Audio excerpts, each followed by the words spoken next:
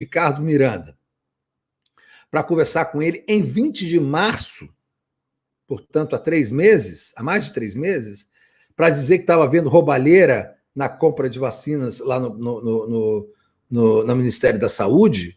O Bolsonaro disse que sabia o que estava acontecendo, sabia inclusive o nome de quem estava metido na falcatrua. Ricardo Barros falou para o deputado. Então, essa história de que ele não sabia o que acontecia no Ministério, não, ele sabia, e sabia o nome do trambiqueiro, e estava deixando roubar. E quando deixa roubar, é porque está roubando junto. Não existe outra explicação. Quando deixa roubar, é porque está roubando junto. Esses esquemas estão todos ligados novamente ao senador Flávio Bolsonaro, que articulava a relação dessas empresas envolvidas na compra da Covaxin, essa empresa da Índia e tal, com a Anvisa e o Ministério da Saúde. Então, fora o gabinete paralelo, que era presidido pelo próprio Jair Bolsonaro. Então, assim, é a lama absoluta. Aquela fachada de que ele era demente, psicopata, ridículo, misógino, racista, vagabundo, assassino, genocida, mas não era corrupto. Além de ser ridículo, né? Mas nem isso tem mais, porque esse é um governo afundado na corrupção. Afundado na corrupção. Vocês imaginam se a presidência Dilma falasse, eu não sei o que acontece nos ministérios, o massacre que seria em cima dela? Se ela tivesse falado em algum momento, eu não sei o que acontece nos ministérios. Ela tinha sido enforcada na Praça dos Três Poderes, com transmissão ao vivo. Agora, esse débil mental fala uma coisa dessa e a mídia meio que naturaliza. Como é que ele não sabia? Vai embora. Se faltava um argumento para o impeachment, tá aí, ó, ele não sabe o que acontece nos ministérios. Então, a bandalheira deve estar acontecendo em todos os ministérios. Em todos os ministérios. Olha, o Zé Disseu, quando era ministro-chefe da Casa Civil, teve que pedir demissão e depois foi cassado na Câmara dos Deputados, acusado de comandar o mensalão sem uma única prova. Uma única prova. Ele foi condenado pela ministra Rosa Weber, que não tinha provas para condená-lo, mas a literatura permitia para tal. Porque ele foi apontado como chefe do mensalão, sem uma única prova. Porque ele dizia o seguinte, como é que ele não sabia? E o Bolsonaro é o quê? Por que não usam essa mesma regra contra o Bolsonaro? Nem quero que usem, porque é uma regra absolutamente errada. Mas, assim, no caso do Bolsonaro, tem provas materiais. Mas você vê como é diferente de pesos e medidas, mesmo nessa mídia que está mais molenga agora. Né? Porque está doida para tirar o Bolsonaro para enfiar uma terceira via. O gagá do Fernando Henrique Cardoso começa a estar falando, botaram ele, deram corda no boneco para ele falar isso quase todo dia agora, que tem uma terceira via, não pode ser o Lula, ou tem que procurar outra pessoa, aquele idiota daquele Fernando Henrique Cardoso. Agora, para onde que a gente vai? A gente só tem um caminho para ir, pela CPI. E, felizmente, a CPI está sendo prorrogada por mais 90 dias. Hoje vamos ouvir um secretário de saúde do Amazonas que foi convocado por um dos senadores governistas, o Marcos Rogério. Está vindo para falar que os governadores, para tentar emplacar a tese de que, na verdade, o problema é que os governadores desviavam recursos. Ninguém está dando a mínima para isso.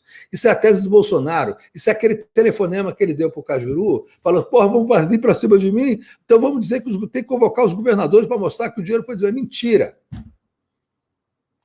O que se descobriu, primeiro foi o lobby da cloroquina, e agora foi o lobby da compra ilegal de vacinas superfaturadas, que deve estar dando bilhões para um bando de bandido, vagabundo, dentro desse governo federal, e o Palácio do Planalto está enfiado nessa lama. Já são mais de 100 pedidos de impeachment. Eu quero ver até quando esse Arthur Lira vai segurar essa onda, né, com essa avalanche vai entrar agora um super pedido de impeachment de vários partidos e entidades do movimento social. Eu quero ver até quando esse cara vai ter a cara de pau. Porque depois vão ter que ir atrás desse Arthur Lira, viu? Depois vão ter que ir atrás desse Arthur Lira. Ninguém faz isso de graça. Ninguém faz isso de graça, tá? Tem muita lama nessa história. Então, assim, a gente não pode fugir dessa circunstância, né, e deixar de analisar que nós temos agora um momento político que está completamente diferente. O Lula está em primeiríssimo nas pesquisas eleitorais. Primeiríssimo, primeiríssimo. Ganha no primeiro turno, eu tenho falado isso aqui desde o minuto que ele recuperou os direitos políticos. Vai ganhar no primeiro turno. Vai ganhar no primeiro turno. Esse bosta não chega nem ao segundo turno. Isso se chegar às eleições. Porque, assim, as cartas que estão sendo colocadas nas mesas agora não é mais referente a um demente da boca suja, misógino, racista. Tá? São provas materiais de casos super complexos de corrupção generalizada no governo. Generalizada. Quero ver se o Jornal Nacional vai botar agora aquele cano de dinheiro saindo que ele botava toda vez que ia falar do Lula e da Dilma no processo lá da Petrobras. Quero ver se vai fazer isso. Esses bandidos, né? Agora, tem que convocar também o Paulo Guedes. Estão esquecendo do Paulo Guedes nesse tribunal de Nuremberg. Porque o esquema, o genocídio, né, exatamente como na Alemanha nazista, o genocídio não se faz só matando judeus com gás nos campos de concentrações. Você tem que ter o cara que organiza os trens. Você tem que ter o cara que paga, que faz os pagamentos para os carrascos. O cara que compra a gasolina dos trens, que compra o gás que vai matar, que cuida da alimentação dos campos de concentração, que mantém a engrenagem de destruição funcionando. Esse é o ministro da Economia. Quem faz isso é o Paulo Guedes. Assim, as pessoas estão passando fome, e desgraçadamente passando fome na pandemia, porque esses caras não conseguiram manter um auxílio emergencial de R$650 para a população pobre do Brasil. Não conseguiram. Não é porque não tem dinheiro, não. É porque são cruéis, é porque são nazistas, é porque são fascistas. Agora a gente chegou nesses caras. A CPI chegou nesses caras. Está tudo muito claro sobre a participação desses caras em esquemas de corrupção tenebrosos. E o idiota do Jair Bolsonaro fez motociata lá em Chapecó, aquela cidade coitada de Chapecó, né? Cidade bolsonarista, ridícula, que tristeza. Muita pena das pessoas que moram em Chapecó e são decentes. São obrigadas a ver esse idiota. Eu não sei onde foi, acho que foi em Chapecó que tem uma imagem dele. Não sei se a Sara consegue para ver, porque é tão hilariante essa imagem. Botaram ele em cima de um cavalo e aí o cavalo saiu trotando.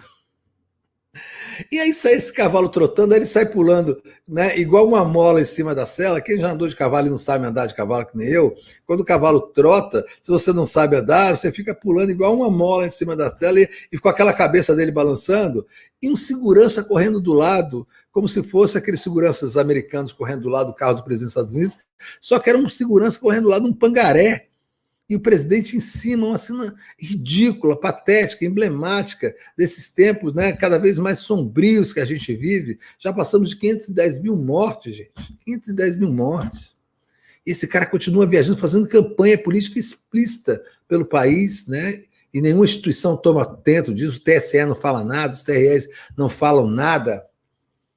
E a gente está aí nessa situação terrível. Felizmente, os movimentos sociais voltaram atrás, os organizadores das manifestações, e viram que estavam fazendo uma loucura ter convocado as manifestações só para o dia 24 de julho, né? 40 dias depois da última manifestação.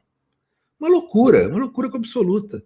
O país pegando fogo, a CPI pegando fogo, o Bolsonaro, o Lula em todas as pesquisas ganhando o primeiro turno, casos de corrupções gravíssimos, os caras marcaram como se fosse uma excursão para a Disneylândia. No dia 20, não. Aí voltaram atrás, agora no dia 3, né, nesse próximo sábado, não é isso? Vai ter 3 de julho, vai ter manifestação nas ruas contra Jair Bolsonaro, fora Bolsonaro, e depois vai ter outra no dia 24. A gente não pode parar, não pode sair das ruas.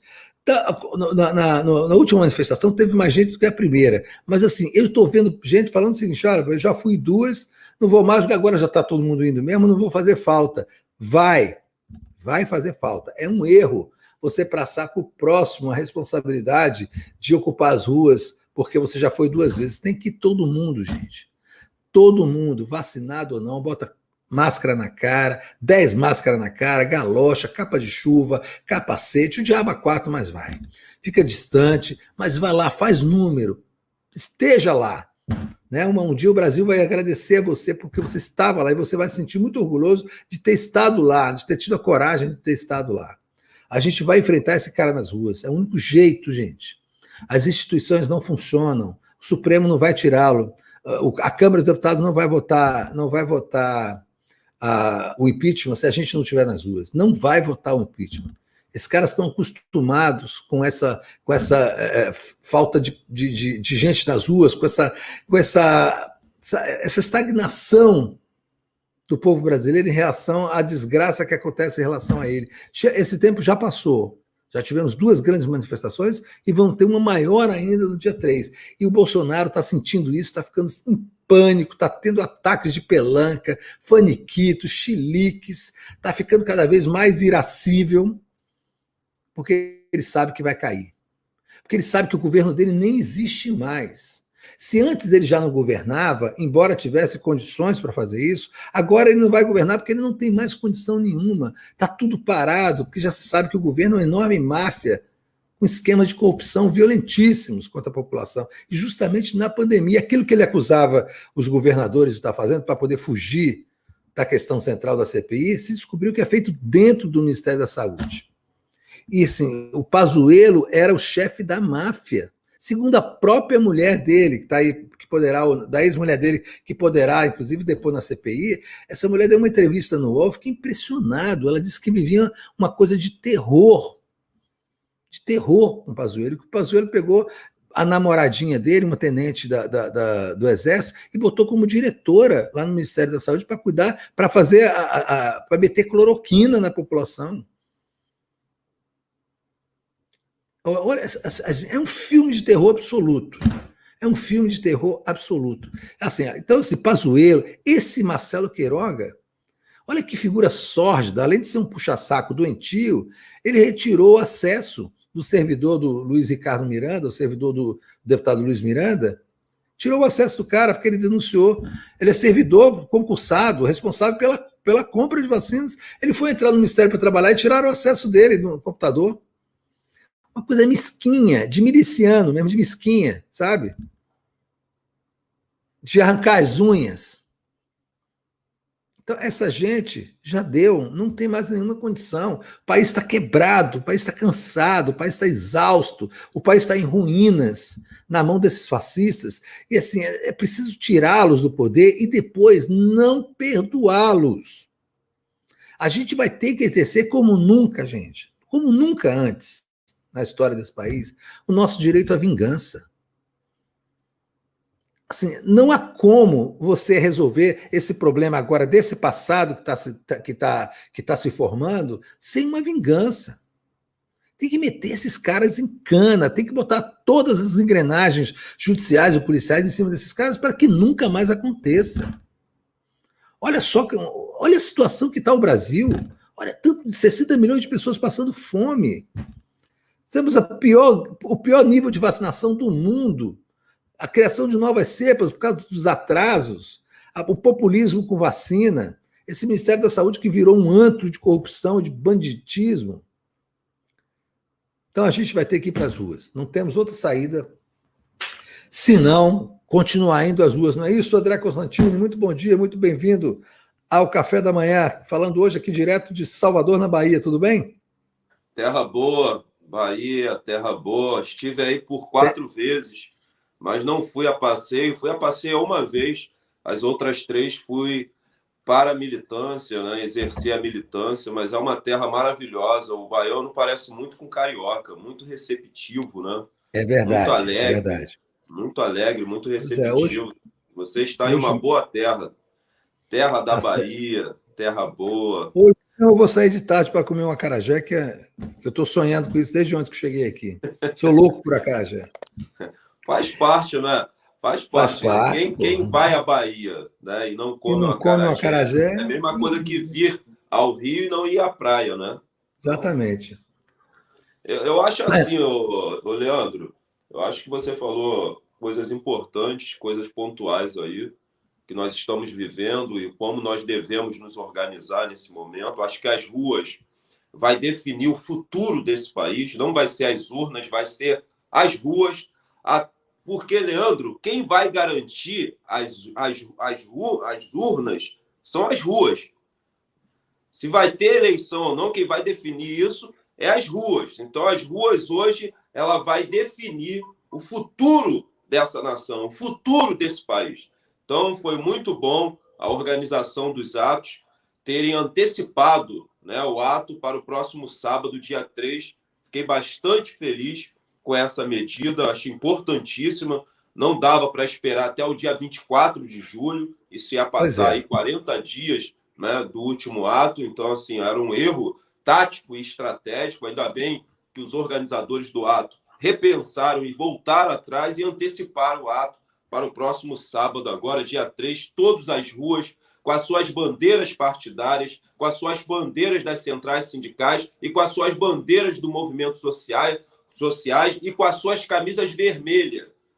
Isso é fundamental, nós defendermos as nossas bandeiras, porque foram essas bandeiras que sempre estiveram ao lado da classe trabalhadora e ao lado do povo brasileiro. Foi as bandeiras partidárias, as bandeiras das centrais sindicais e as bandeiras dos movimentos sociais. Levem as suas bandeiras. Vão de vermelho para as ruas.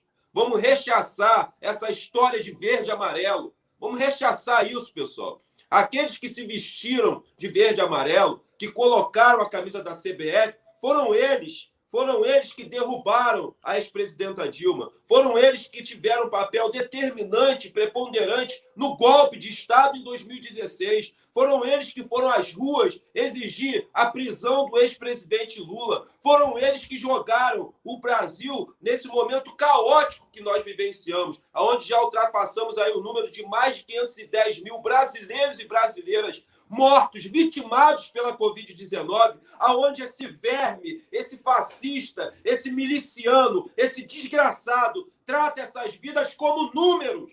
São vidas, porra! São vidas e é assim que devem ser tratados, como vidas.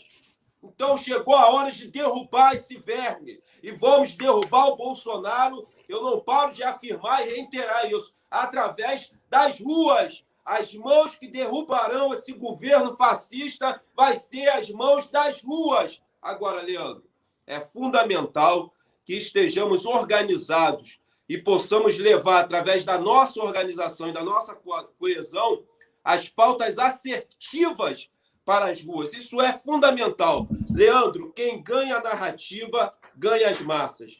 Quem ganha a narrativa, condiciona as massas. Então, é fundamental não perdermos a narrativa das ruas. Se nós perdermos a narrativa das ruas, iremos perder as ruas e abriremos um precedente para uma nova jornada de junho. Então, nós temos que estar coesos, organizados e levarmos as pautas assertivas para as ruas. As primeiras pautas assertivas que devemos levar para as ruas são as pautas emergenciais.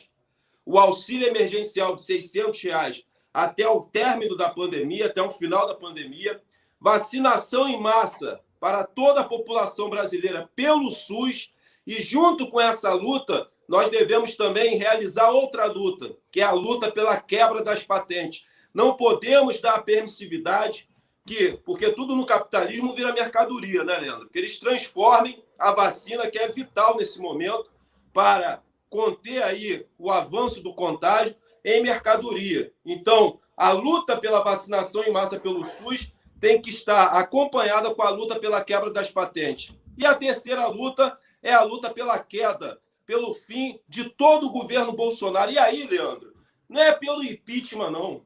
Eu acho que a gente tem que realizar essa luta de forma mais assertiva. É a cassação dessa chapa. Sabe por quê, Leandro? Se você derruba o Bolsonaro, que é apenas uma peça nesse jogo do tabuleiro de xadrez da democracia burguesa, nossa democracia é burguesa, eles repõem outra peça. Por isso que a gente precisa elevar a consciência de classe.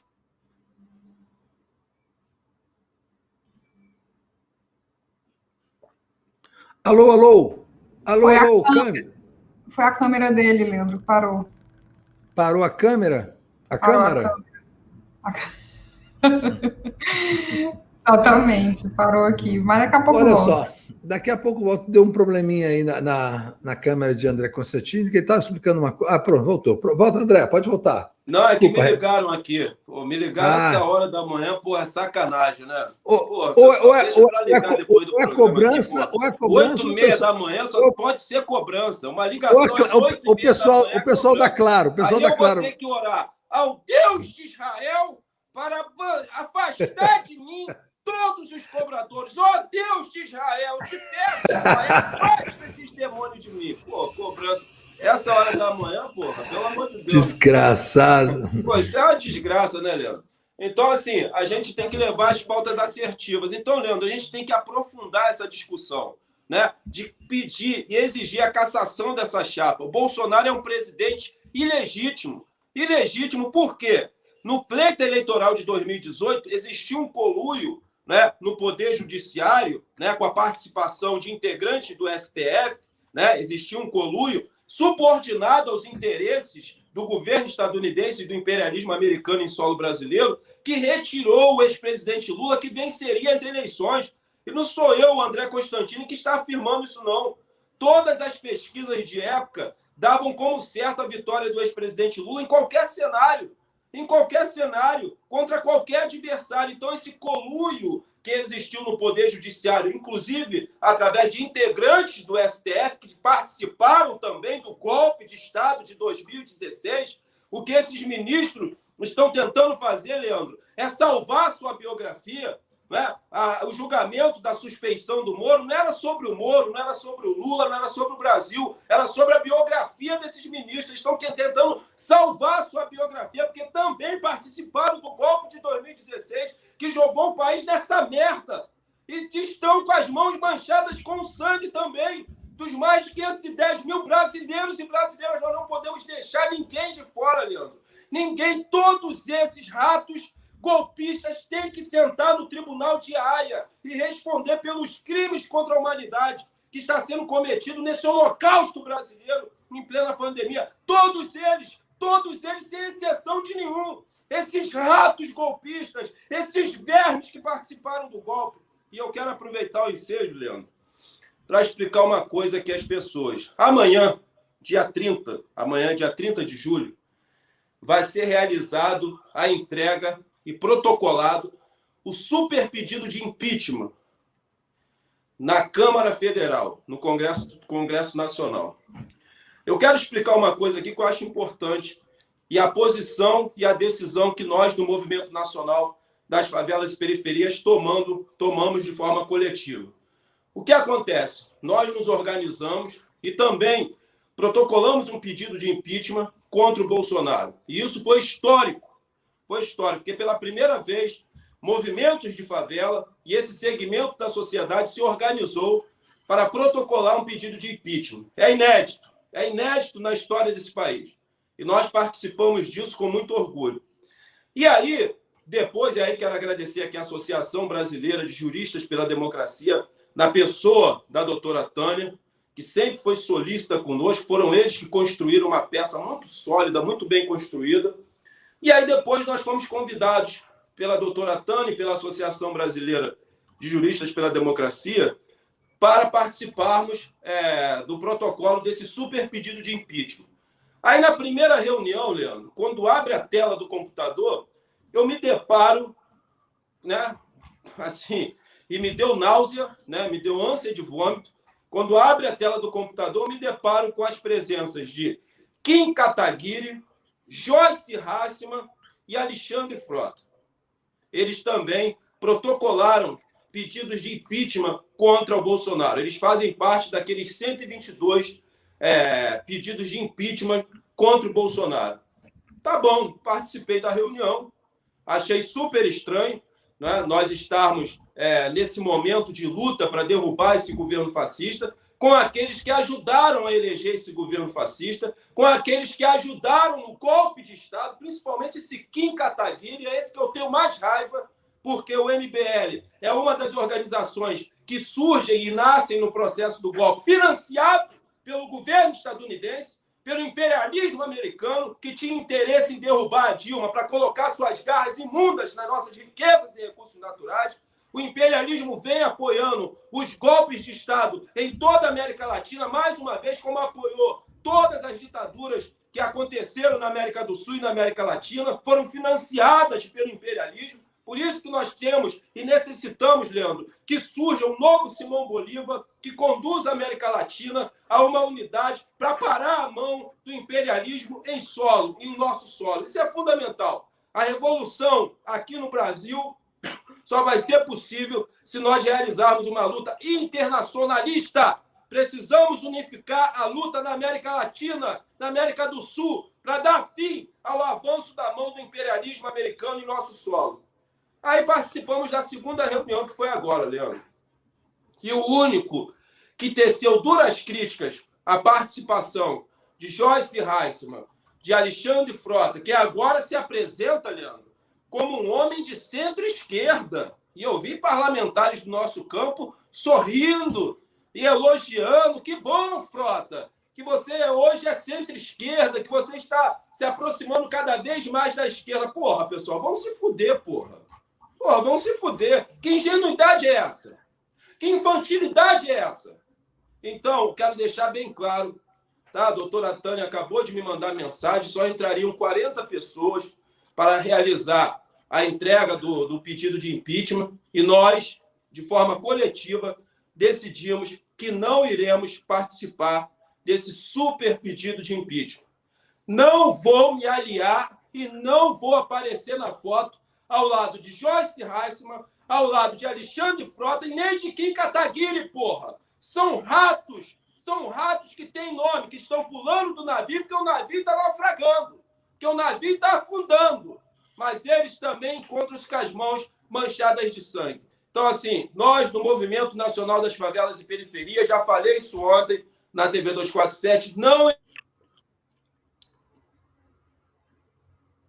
iremos participar, amanhã não estarei viajando do super protocolo de impeachment contra o Bolsonaro, porque não vou aparecer na foto e não vou ter nenhum tipo de aliança com os golpistas, aqueles que jogaram o país nesse cenário caótico. E, Leandro, só para encerrar minha primeira participação, as outras pautas, além das pautas emergenciais, que são fundamentais, que de forma organizada nós temos que levá-las às ruas, é a revogação de todas as reformas, reforma trabalhista, que retirou 100 direitos trabalhistas da classe trabalhadora e fez surgir essa nova gama de trabalhadores no Brasil, que é o processo de uberização da vida, e essa juventude que aluga a porra de uma bicicletinha do Itaú e bota a porra de uma caixa de iFood nas costas e vai trabalhar de forma precarizada, não tem nenhum lugar para comer, não tem um lugar para fazer as suas necessidades, urinar, defecar. É assim que trabalha essa juventude, a maioria de negros e periféricos. E aí o capitalismo, sabiamente, né, ele transformou a precarização do trabalho no Brasil em empreendedorismo. Né? Essas pessoas se acham empreendedores só porque fazem ali o seu horário. Então, assim, a gente também tem que nos prepararmos, né, a esquerda brasileira, nós que somos socialistas de verdade e revolucionários, não essa esquerda pequena burguesa, eleitoreira, covarde que nós temos no Brasil, mas nós que acreditamos na construção de uma revolução socialista, temos que entender que os trabalhadores não encontram-se mais somente no chão de fábrica. Então, nós temos que nos repaginar e nos aproximarmos dessa classe trabalhadora. A revogação da reforma da Previdência, a revogação do teto de gasto, isso é fundamental. A luta contra a reforma administrativa e a luta contra a privatização da Eletrobras, esse crime do século, esse crime de lesa-pátria sem precedentes na história desse país. É fundamental, Leandro, a narrativa. Se perdermos a narrativa, perderemos as ruas e abriremos um precedente para uma nova jornada de junho. Então, eu espero que a esquerda brasileira tome vergonha na cara e não faça, não permita que Joyce Heisman, que Alexandre Frota, que Kim Kataguiri subam no carro de som e participem conosco desse momento histórico, que é a derrubada de um governo fascista, onde o protagonismo tem que ser nosso. As bandeiras partidárias, das centrais sindicais e dos movimentos sociais, e a nossa cor vermelha tem que tomar conta das ruas de todo o Brasil no dia 3. Leandro, agora para encerrar mesmo, deixa eu tomar uma água aqui, hoje eu estou nervoso. Guaraná, Não, toma um tô Guaraná. nervoso, Leandro, porque assim, é muita infantilidade por parte da esquerda. Essa esquerda é muito infantil, sabe? A infantilidade. Sabe, como é que eu vou me aliançar com esses golpistas, esses vermes? Esse golpista, tudo rato. Esses ratos têm nome, Leandro. E eles participaram do golpe e foi lá o início dessa destruição toda. Não podemos esquecer, porra. Não podemos, não dá pra gente esquecer. Você falou muito bem, todos eles têm que ser condenados. Temos que conduzir todos eles ao Tribunal de Haia. É crime contra a humanidade, não prescreve, pessoal. Não prescreve. Crimes contra a humanidade não prescreve. Então, só para encerrar, Leandro, eu queria falar do caso do nosso Rambo brasileiro que chegou ao fim ontem, né? O Lázaro. Lázaro, Todos nós sabíamos que seria executado pela Polícia Militar do Distrito Federal ou a Polícia Militar de Goiás. Todos nós sabíamos, nós que moramos nos territórios de favela, sabíamos que o Lázaro seria executado. E foi isso que aconteceu. O Lázaro foi executado. Não acreditem na narrativa apresentada pela Polícia Militar. O Lázaro foi executado. Porque, pessoal, tem 3 coisas que eu nunca vi nessa vida. É perna de cobra, enterro de anão e uma pessoa que trocou tiro com as polícias, seja varejista de droga, miliciano, bandido, assaltante, foi alvejado e chegou vivo ao hospital. Ele sempre morre a caminho do hospital ou ao dar entrada ao hospital. E vocês precisam saber de uma coisa que eu já denunciei aqui, que é modus operandi da Polícia Militar. Quando eles alvejam um varejista em um confronto e eles conduzem esse varejista para o hospital, que aí já tem um erro clássico, né? Porque toda operação da Polícia Militar, para você que não sabe, já existe um protocolo. Tem que ter uma ambulância. Para quê? Se foi alguém alvejado, é a ambulância que vai fazer o transporte dessa pessoa até o hospital, não a Polícia Militar. Segundo, o corpo tem que ficar lá para a perícia. Se foi a óbito, a polícia não pode mexer na cena do crime. Mas isso aí, Leandro, é modus operandi. E nós sabemos do Sandro do 174. Ele entra dentro do camburão da PM, né? Esse navio negreiro, né? Porque todo camburão tem um pouco de navio negreiro, salvo o Marcelo Yuca. Quando ele entra ali, Leandro, ele entra ileso, sabe? Ele entra sem nenhum ferimento. Ao chegar no hospital, ele chega morto. Ele foi asfixiado. Então, isso é uma prática da Polícia Militar. Isso é uma prática. Isso, Leandro, quando eles não permitem que os médicos prestem serviço. Eu tenho vários vídeos. Se um dia vocês tiverem estômago para ver, porque vocês precisam saber disso, eu passo aqui no Bom Dia.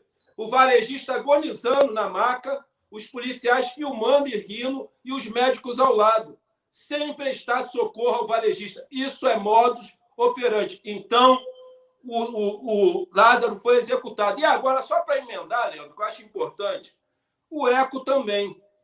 Vocês viram a história apresentada pelo delegado?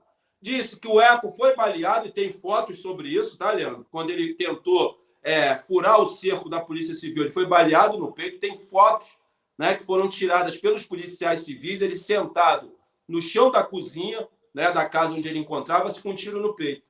E aí ele foi conduzido à delegacia. Não, iam conduzir ele ao hospital. O delegado apresentou a seguinte narrativa. No momento em que eles estavam conduzindo o Eco para o hospital, ele tentou desarmar uma policial e recebe o segundo disparo, que foi no coração, que ele veio a óbito instantaneamente. Olha, delegado, isso aí só acredita nisso quem não conhece a realidade da favela. O Eco foi executado. E, Leandro, tem interesses políticos grandiosíssimos na morte do Eco. Investiguem e vocês vão saber o que eu estou falando aqui. Tem interesses políticos grandiosíssimos. E ele morreu por isso. Ele morreu por interesses eleitorais políticos grandiosíssimos. Então, tanto Lázaro, o Rambo brasileiro, como o Eco, um dos maiores milicianos do país, foram executados pela polícia. O Eco foi executado a mando político por interesses eleitorais e o Lázaro cumpriu o seu papel de cortina de fumaça, entreteu a sociedade nos programas policialescos e chegou o momento que o Estado falou: acabou a brincadeira, vamos matar o Lázaro. Agora, investigue também o Lázaro, que estava com R$ 4.400 no bolso. Ele não é um psicopata, ele não é um serial killer, ele é um matador de aluguel dos fazendeiros. Será que vão investigar? Porque é aí que está o problema.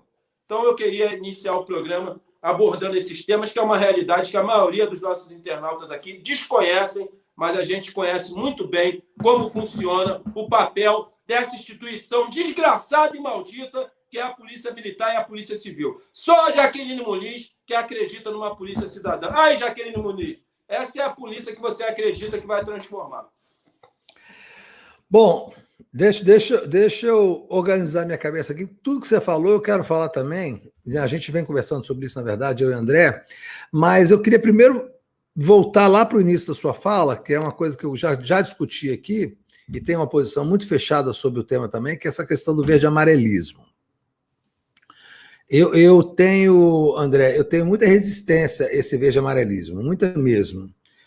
Inclusive eu defendo, e defendo de verdade, não é uma piada, não é um xiste. Eu defendo que a gente tenha um movimento pós-2022, a partir de 2023, de mudança da cor dos símbolos nacionais. Porque o verde e amarelo é o símbolo do fascismo no Brasil. Não é uma questão de vontade, não é uma questão de, sabe, de estética. O verde e amarelo é a cor do fascismo no Brasil. É a cor dos movimentos de extrema-direita. E as cores de um país não podem estar vinculadas ao movimento fascista. A Itália não manteve as cores do movimento fascista, e nem a Alemanha manteve a bandeira nazista, nem usa a suástica. Vamos recuperar o valor da suástica e tal, nada disso. As pessoas cortam, faz um recorte histórico, encerra com isso.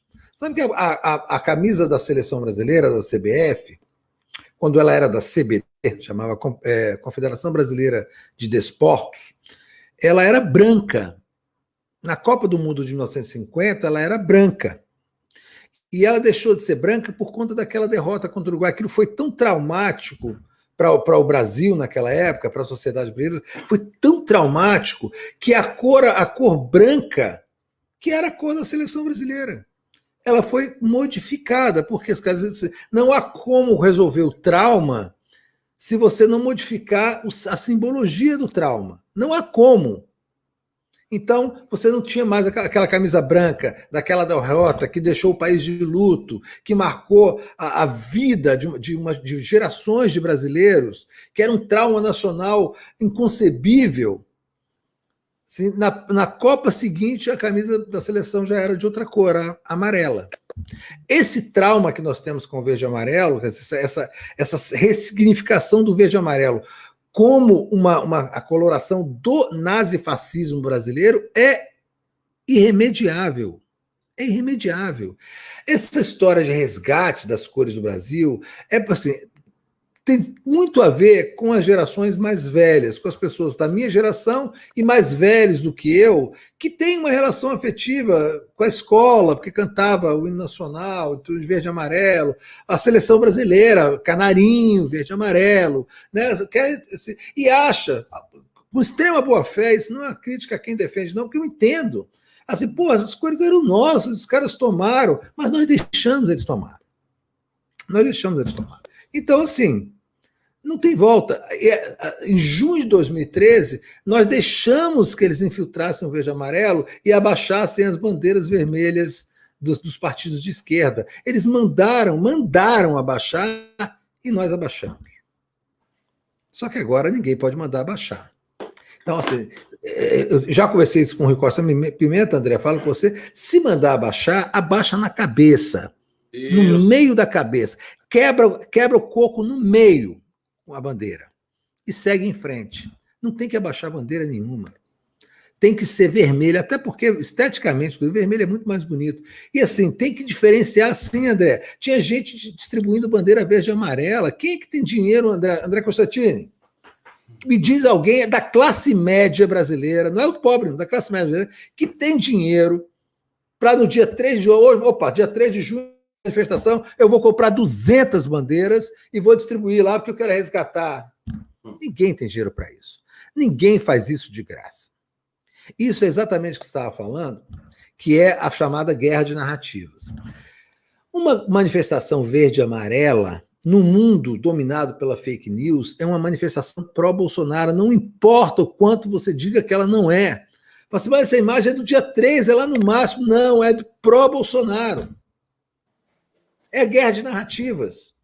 Os trabalhadores lá do Rio Grande do Norte, com uma bandeira do Brasil, fizeram um L de Lula em volta da bandeira. Aquilo viralizou e tal, um meme e tal. Os bolsonaristas foram atrás desses trabalhadores, conseguiram pegar 4, eu não sei o que fizeram com esses caras, que ameaças fizeram com esses caras, que tortura fizeram com esses caras, que eles foram obrigados a dar declaração dizendo que eles estavam fazendo arminha para o céu. Isso é guerra de narrativa. O governo percebeu o vexame daquilo e botou a máquina de repressão dele para ir procurar os caras e forçar eles a dizer que eles estavam fazendo arminha para cima. Porque senão eles iam ser mortos pela milícia, eles iam ser demitidos do trabalho deles, eles iam ser perseguidos, diz que estava fazendo arminha para cima. Arminha para cima é assim, qualquer idiota sabe disso. Qualquer idiota sabe que se você está fazendo arminha e você vai apontar para o céu, é assim, ninguém atira arminha, isso qualquer idiota sabe, mas é a batalha por narrativa e eles não têm vergonha de fazer isso. Entrou alguma coisa aí, isso? Desculpa. E aí o seguinte, assim, essa guerra narrativa a gente não pode perder. Então, assim, a revolução é vermelha. Não estou dizendo nem a revolução socialista. O ato revolucionário em si é vermelho. Quem está indo para a rua são as esquerdas. São as esquerdas. Quem está organizando são as esquerdas. E as esquerdas têm bandeiras vermelhas. E é lindo que seja vermelho. Tem que ter aquele bandeirão do PCO em frente ao MASP, vermelho. Tem que ter bandeiras do PCB vermelhas, bandeiras do PT vermelhas, do PSTU vermelhas, em pé, com dignidade. Se as pessoas quiserem ir de verde e amarelo, não tem problema, também sou contra você encher de pancada, mas eu sempre olho com desconfiança. E vou sempre olhar com desconfiança. Essa discussão ela se tornou um pouco emocional demais, porque você está tratando dos símbolos nacionais e tem gerações mais velhas mesmo que se importam realmente com isso. Aqui no Diário do Centro do Mundo, o Kiko defende que resgate as bandeiras. O Cacai, Antônio Carlos de Almeida Castro, tem feito disso uma bandeira dele, resgatar os verde e amarelo, porque o verde e amarelo é do Brasil. O Cacai tem 63 anos. E tem ido para as manifestações com a camisa dele da CBF, inclusive assinada pelo Pelé. Eu acho um equívoco em todos os sentidos, mas enfim, também não vou reprimir as pessoas que querem de verde e amarelo. Mas assim, as nossas cores não são, desculpem, acabou.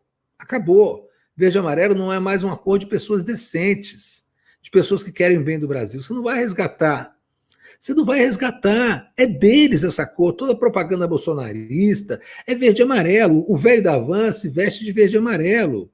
A extrema-direita se veste de verde e amarelo. Todas as fake news, as mais perversas, as mais cruéis, as mais racistas, as mais misóginas, são todas de verde e amarelo.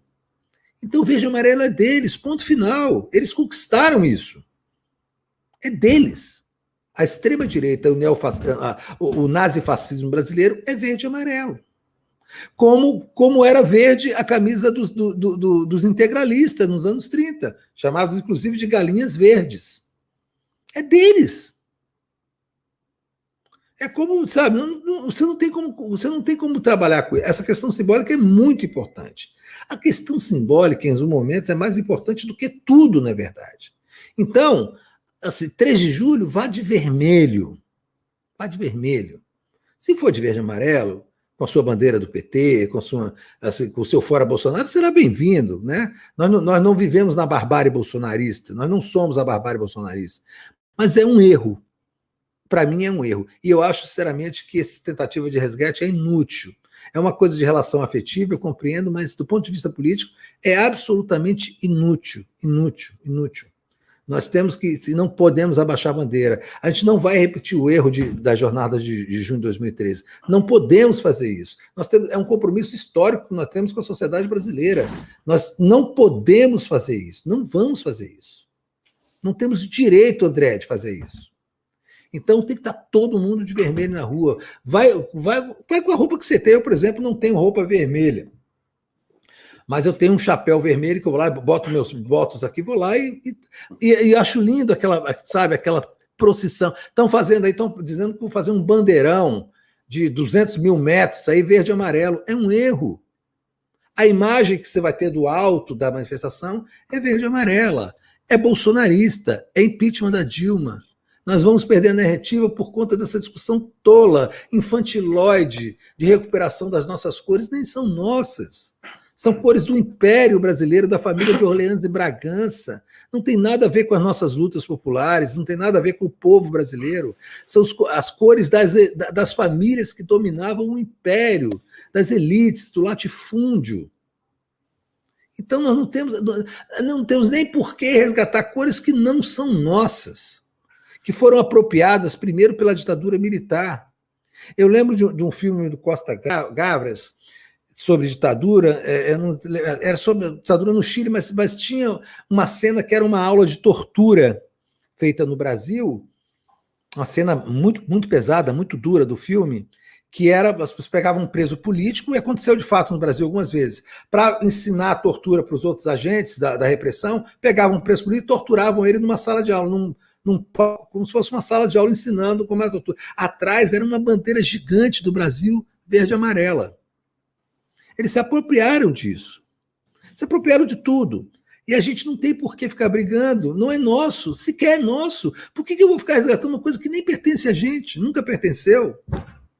Nunca pertenceu a gente. Então, tem que ser de vermelho, todo mundo de vermelho.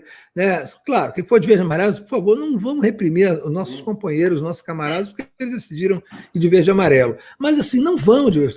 A minha opinião é que não deve ir de verde e amarelo. Deve de tudo, menos de verde e amarelo.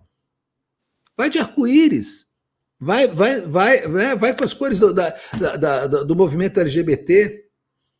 Vai de arco-íris, tem verde, tem amarelo, tem laranja, tem roxo, mas vai de vermelho. A gente tem que fazer a gente tem que mostrar quem somos nós, quem de fato está contra essa história. Você falou, então indo para outra parte.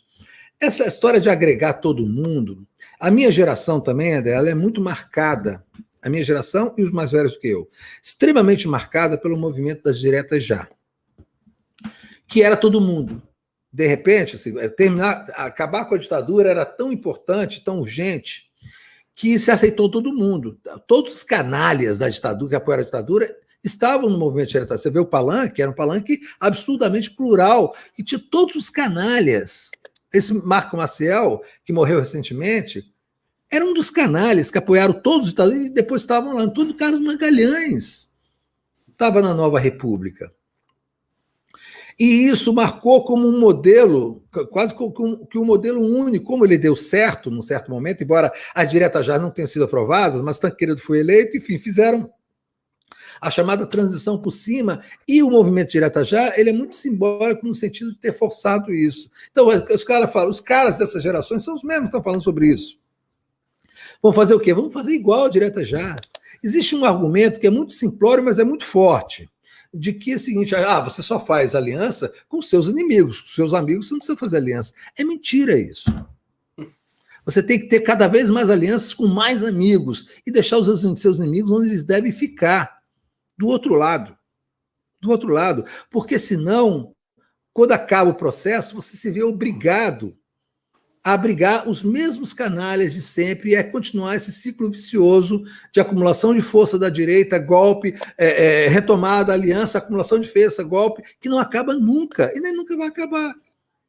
Porque se a gente for abarcar Kim Kataguiri, Joyce Hasselman, Alexandre Frota e companhia no nosso meio, quando a Reinaldo Azevedo, daqui a pouco o que vai acontecer? Vão voltar ao poder, essas pessoas vão estar livres, abrigadas, elas entraram, elas abandonaram para ganhar a salvaguarda. Ô, Leandro, como é que você vai... pior, Leandro, se você pegar como votou o Kim Kataguiri, como votou a Joyce Hasselman e como votou Alexandre Frota, nas reformas que fuderam com a classe trabalhadora, eles votaram para fuder com a classe trabalhadora, sabe? São inimigos da classe trabalhadora e do povo brasileiro. Então, assim, eu não vou me aliançar, com todo respeito àqueles que irão se aliançar com esses ratos, mas André Constantini não vai fazer parte disso. E eu vou me valer aqui, Leandro, de um fato histórico, e foi a Revolução Francesa, onde ocorreu uma aliança com a burguesia, e depois o que aconteceu? A burguesia foi, e fudeu com todo mundo. A gente tem que se aliançar com o povo brasileiro, Leandro. A gente tem que se aliançar com a classe trabalhadora, com a classe operária e com o proletariado. Essa tem que ser a aliança da esquerda brasileira nesse momento. É disputar mentes e corações, é disputar narrativa, é disputar todos os segmentos da sociedade. É isso que nós devemos fazer agora, Leandro. Nós temos as direções partidárias, nós temos as direções sindicais e muitas das vezes direções de movimentos sociais que são reformistas, eleitoreiros, pequenos burgueses. Essa que é a grande realidade. O problema não está nem na base dos partidos, das centrais sindicais e dos movimentos sociais. O problema está nas direções. E essas direções precisam de uma transformação. Nós precisamos continuar realizando a luta orgânica. Leandro, muita gente fala assim, André, por que você não sai do PT? Você tem um discurso revolucionário, você defende as milícias armadas revolucionárias, né? Você defende uma revolução socialista. Por que você não sai do Partido dos Trabalhadores, que é um partido de conciliação de classe, pequeno burguês? Sabe por quê, pessoal? Eu comparo, fazendo aqui uma alusão, né, e uma metáfora, é como se eu estivesse em uma guerra e eu tivesse em minhas mãos com um fuzil 762. E, de repente, eu decidisse largar esse fuzil 762 para pegar uma garrucha para lutar essa guerra. O PT é uma ferramenta poderosíssima e importantíssima na reconstrução desse país. Sair do PT é um erro tático, estratégico e político. Nós temos que permanecer lá dentro fazendo a disputa política e tomarmos nas nossas mãos esse partido, que é o maior partido do Brasil e da América Latina. É por isso que eu não saio e não sairei do Partido dos Trabalhadores. Sei que a nossa voz e o nosso posicionamento incomoda muita gente, mas lá permanecerei fazendo a luta e a disputa orgânica dentro do Partido dos Trabalhadores. Não podemos deixar essa ferramenta poderosíssima, essa 762, esse fuzil 762, nas mãos da esquerda pequena burguesa, reformista, eleitoreira e covarde que nós temos nesse país. Nós temos que estar lá fazendo a disputa e tomar, na marra, se for possível, a direção do Partido dos Trabalhadores e fazê-lo, de fato, um partido de esquerda socialista e revolucionário. E essa coisa que eu queria falar também para você, sobre o Lázaro Barbosa. Eu já vivi tanto esse processo na minha vida de jornalista, André, que eu acho que vale a pena eu passar essa experiência para vocês aqui no chat. Quando a mídia transforma alguém em facínora, ela faz isso por várias razões, principalmente por questão da razão financeira. O André citou esses programas de carnificina que passam no horário do almoço, Balanço Geral e companhia, tal, esses programas de carnificina, eles vivem desse produto específico. É o melhor produto que eles oferecem. É a transformação de um criminoso num facínora. E é importante vocês entenderem, diferenciar esses dois conceitos. O criminoso é aquele que atenta contra a lei, né? O facínora é uma personagem dentro do crime que agrega em torno dele toda a simbologia do mal. Muitos dos facínoras da história mundial, na verdade, mais tarde você descobre que eles não eram facínoras, eles foram transformados em algum momento num facínora para você criar propaganda e criar o ódio necessário para repudiar não só a figura do facínora, mas para justificar, por exemplo, essa operação policial absolutamente desastrada da Polícia de Goiás, que precisou de, 15 dias para achar um homem sozinho na mata e executá-lo de forma feroz, porque esse homem, na verdade, era um arquivo vivo. Então, eles queimaram esse arquivo. Sabe-se claramente, pelas informações que a própria polícia nos dá, que Lázaro Barbosa era um jagunço, era um matador de aluguel, que trabalhava para fazendeiros. Sabe-se, inclusive, que ele fazia esse serviço, entre outras coisas, além de exterminar inimigos, para baratear as terras naquela região de Goiás, nessa região de Goiás, porque quando você coloca um criminoso em série atuando, com histórias igual a de Lampião, né, que castrou o marido na frente da mulher, que estuprou a filha na frente da família e que fez a mulher dançar É igual a Lampião, tinha essas mesmas histórias, Curisco. Pegava, entrava, chegava na casa, fazia a mulher dançar com os cangaceiros, estupravam ela na frente do marido, castravam o marido, colocavam o pênis na boca possível, e roubavam uma menina de 12 anos e levavam. É a mesma história, porque você cria em torno do facínora o desejo de sangue da sociedade. Então estava toda a sociedade brasileira, no Brasil de ponta a ponta, esperando. Não era pela prisão de Lázaro, já estava esperando pelo assassinato de Lázaro. Tanto que quando ele foi assassinado, as pessoas comemoraram como se fosse um resultado de jogo. E assim, ninguém teve a menor empatia. Como é que eu vou ter empatia por um cara que é um facínora? Né? Como é que eu vou ter empatia com um estuprador, com um sujeito que fez a mulher dançar, igualzinho Lampião, que entrou e que obrigou a pessoa a cantar para ele enquanto ele comia? Então, obviamente, são histórias fantasiosas que a polícia foi criando e tal, para o momento da morte ser um momento de Momento épico, né, Leandro? Épico, exatamente, de louvação àquela ação. E aí você vai e assassina um cara com 300 tiros na cara e as pessoas acham normal, porque assim, esse cara não merecia viver. Ele foi... O que a polícia fez foi certo, só que é o seguinte, você só consegue pensar assim porque a sua mente foi colocada no modo barbárie. Pela mídia, né, aquela concentração de informações sobre Lázaro, os memes, aquela cara dele de assassino frio e tal, você se sentiu ali, pô, que bom, agora eu posso dormir tranquilo, porque mataram Lázaro Barbosa. E eu digo para vocês, você só poderia dormir tranquilo hoje no Brasil se matasse o Bolsonaro e o Paulo Guedes. E o Lázaro permanecesse vivo, seria muito mais interessante para a sociedade brasileira do que... Porque os verdadeiros fascínoras não precisam exatamente ter um comportamento de serial killer para matar milhões. Né? Então, assim, nós estamos no modo barbárie. E a colocação, e o André colocou muito bem, assim, a mercadoria Lázaro Barbosa, ela foi ganhando valor ao longo desse período, um valor enorme, como produto para esses programas de carnificina, só falavam dele. Né? A morte dele foi um breaking news em todas as mídias, de esquerda e de direita. Quando ele foi anunciado como morto, todo mundo parou tudo para anunciar, mataram Lázaro Barbosa, porque mataram Facínora, mataram Lampião, mataram Stalin, mataram Hitler, mataram... Então, assim, todas as pessoas que são transformadas em fascínoras ganham um valor, né, como mercadoria mesmo, muito alto. E a gente se regozija de um absurdo desse. Aí as pessoas passaram a passar as imagens desse cara fuzilado para o WhatsApp das famílias, para as crianças verem. Para as crianças, e botaram o CPF cancelado. A extrema-direita, ela já absorveu isso como um trunfo. Tá vendo? Antes de matar, né, Leandro? Ele fez Bolsonaro falou CPF cancelado. Ele colocou CPF cancelado. Por quê? Porque assim, foi novamente, André, te dando razão, é a famosa guerra das narrativas. Antes de matarem Lázaro Barbosa, qual que eram os memes que mais circulavam? Para quem não defende, para quem é contra as armas, quando o Lázaro aparecer, sirva um café, convide ele para jantar, convide para dançar com a sua mulher.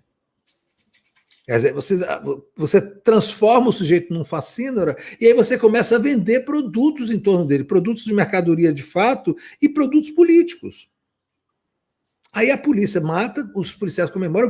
Tinha um repórter que dançou ao lado da Globo. Uma repórter dançou, porque ela está tomada. Assim, tem a ver com o despreparo intelectual, a indigência intelectual dos repórteres brasileiros de hoje, mas tem a ver com que ela foi tomada pelo êxtase. Pelo êxtase. Mataram o Facínora. Então, ela entrou em êxtase, ela viu que aquilo seria importante, inclusive, para a carreira dela. É exatamente o Wilson Witzel descendo daquele helicóptero na Ponte Rio-Niterói, pulando como um macaquinho de circo, gesticulando em êxtase, porque aquele assassinato, aquela morte, iria trazer para ele um enorme prestígio. E se enquadrava perfeitamente na narrativa dele do tirozinho na cabeça. Tiro na cabecinha, né? É exatamente isso. Então tem que ter muito cuidado. Eu soube ontem, eu não sei nem se é verdade, mas eu queria levantar aqui que o Pedro Cardoso, que é um ator brasileiro, o cara que tentou nos posição de esquerda, estava condenando a Patrícia Leles por ela ter filmado o Sérgio Moro lá em Washington, que foi uma coisa extremamente feliz da Patrícia Leles. Ela filmou o Moro, mostrou o Moro, né, momentos antes dele ter sido condenado definitivamente pelo STF como juiz parcial, feliz da vida, gordo, passeando por Washington. Solto, né, Leandro? Mas esse aí você... que tem que ser repatriado, Leandro. E condenados, e submetido à justiça. Mas o que acontece? Aí nós entramos assim, na quebra de narrativa do nosso campo. É mais ou menos como a defesa do verde e amarelo. Assim, você pode embasá-la como uma coisa correta, mas ela é inútil. E, de certa forma, ela causa muito mais danos do que coisas boas. Né? Por que o Pedro Cardoso... Em defesa de quê você está falando isso? Né? Por que não pode filmar o Moro em Washington caminhando, curtindo a vida doidada depois de destruir o Brasil? Claro que pode. Claro que pode. Filmar a gente tinha que tacar ovo podre nele. Pois mas assim, filmar foi uma espécie de tacar ovo podre, porque o mundo viu aquele, ele virou um escroque reconhecido internacionalmente. Então, a gente tem muitas discussões dentro e fora do nosso campo.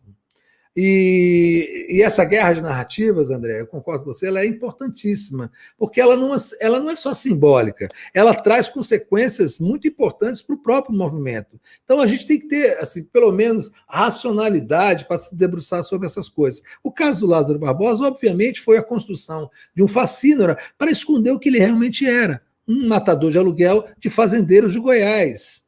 Fazendeiros de Goiás que são amplamente representados pelo seu governador, Ronaldo Caiado, que foi presidente da UDR, União Democrática Ruralista, uma das primeiras e mais poderosas instituições fascistas do Brasil, né, depois do movimento integralista dos anos 30. Então, não vamos perder. Você falou, né, Leandro, essa construção do facínora, né, até você fez aí uma alusão a Lampião, a Corisco, tem por detrás disso interesses econômicos grandiosíssimos, né? Porque você desvaloriza a terra, né? Quantas pessoas não venderam imóveis nesse período de 15 dias, desesperado querendo fugir dali, né? Favorecendo aí os grandes fazendeiros. Eu acho que você foi muito assertivo aí. Tinha uma questão aí especulação imobiliária. Isso, latifundiária, da construção do Lázaro como fascínio. Eu estava assistindo um desses programas policialescos, cortando o cabelo. E aí, o apresentador, o âncora, estava falando o seguinte: daqui a pouco vai aparecer a construção da narrativa.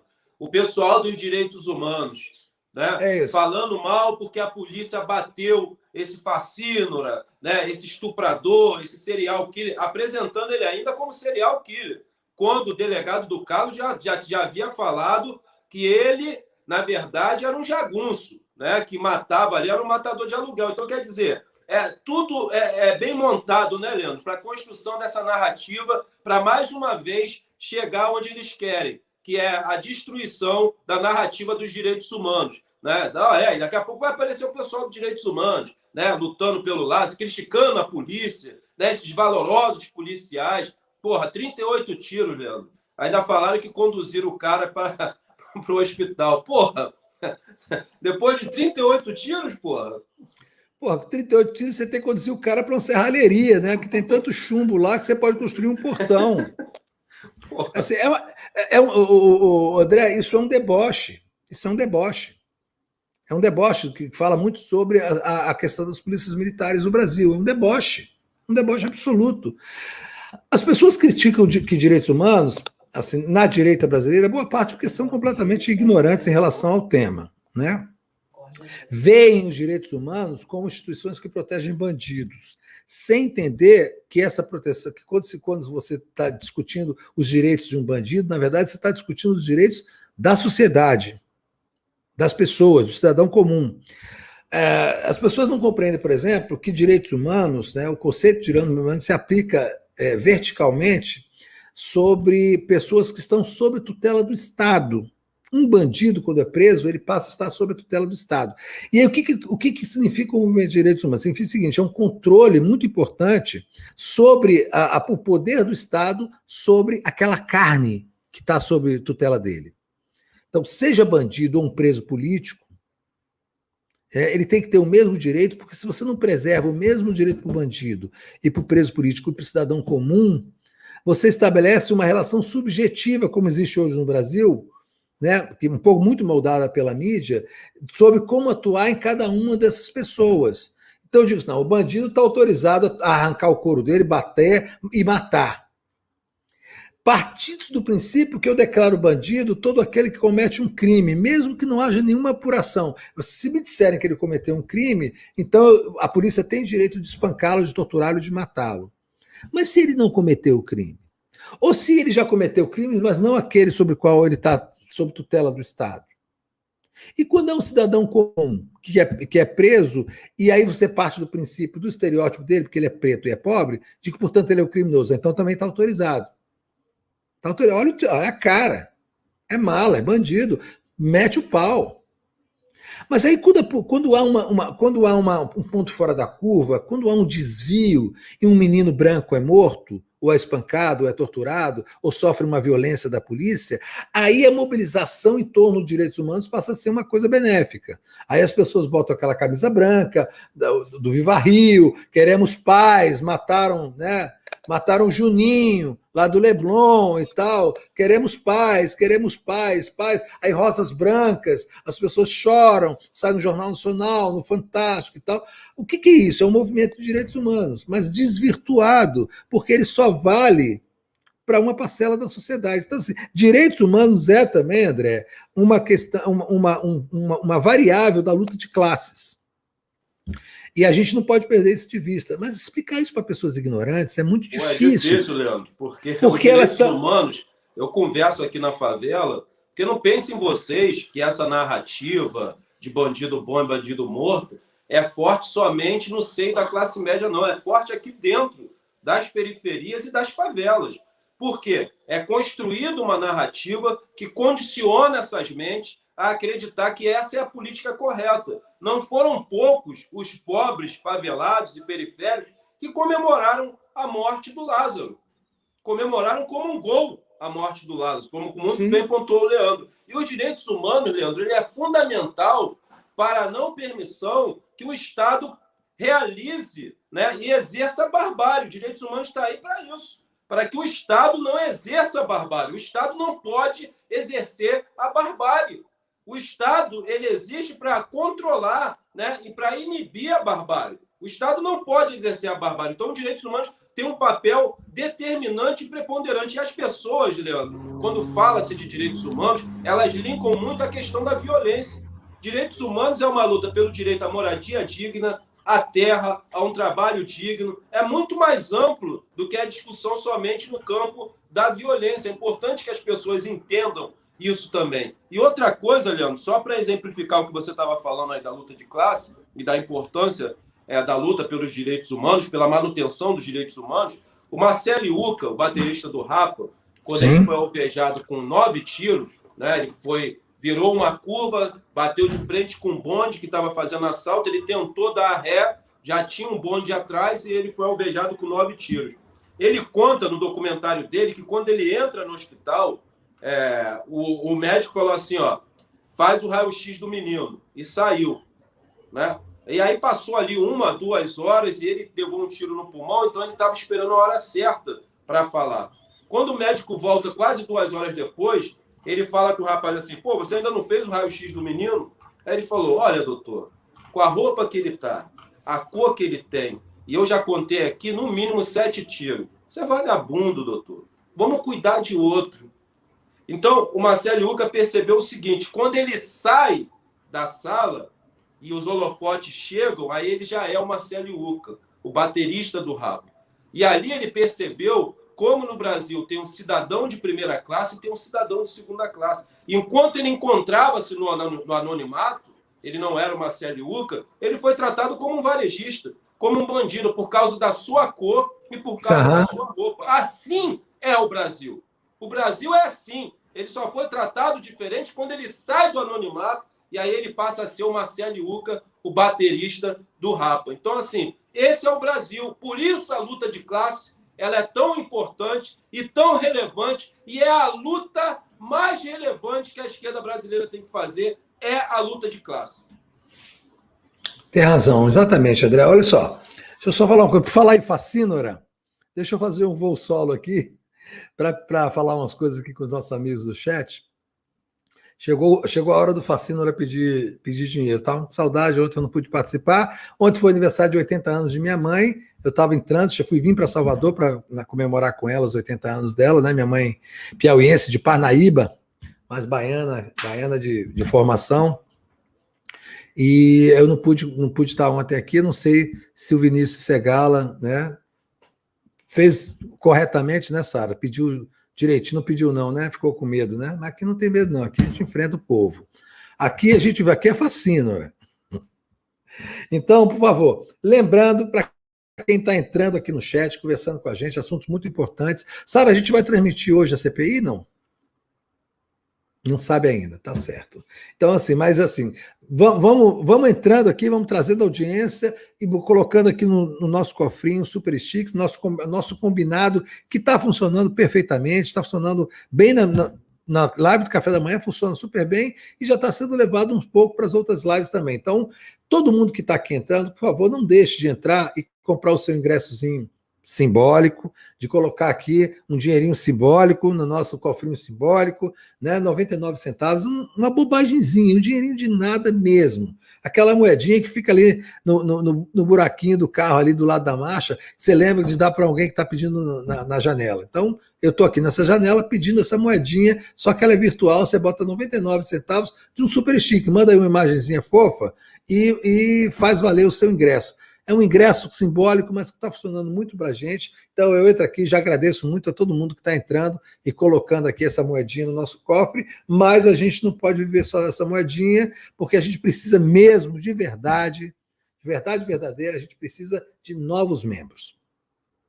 Estamos chegando a 4 mil membros. Eu vi a Marília Bezo ontem, mandou um informe para todo o sistema, todo o grupo DCM, que nós estamos chegando a quase 4 mil membros, mas ainda é uma luta muito árdua. A gente precisa ter pelo menos mais 6 mil membros até o final do ano.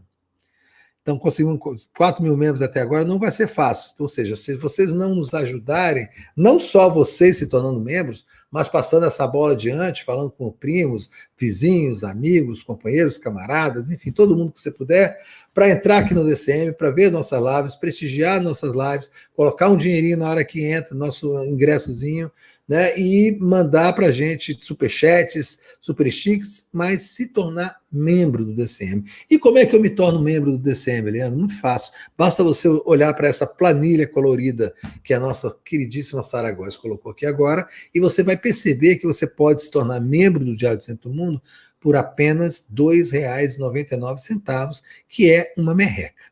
Né? Menos de R$ 3 por mês, né? Uma caixinha de fósforo, né? É mais caro do que uma passarinha aqui no tabuleiro da Baiana de Salvador. Você sabe o que é passarinha? Passarinha é uma coisa que só baiano come. Está lá no tabuleiro da Baiana, mas o turista olha aquilo e não quer nem saber o que é. Porque ele parece uma fritura preta, seca, assim, mas é deliciosa. É baço de boi frito e colocado lá temperado. Você bota uma pimenta, meu Deus do céu. Você não tem noção do que é.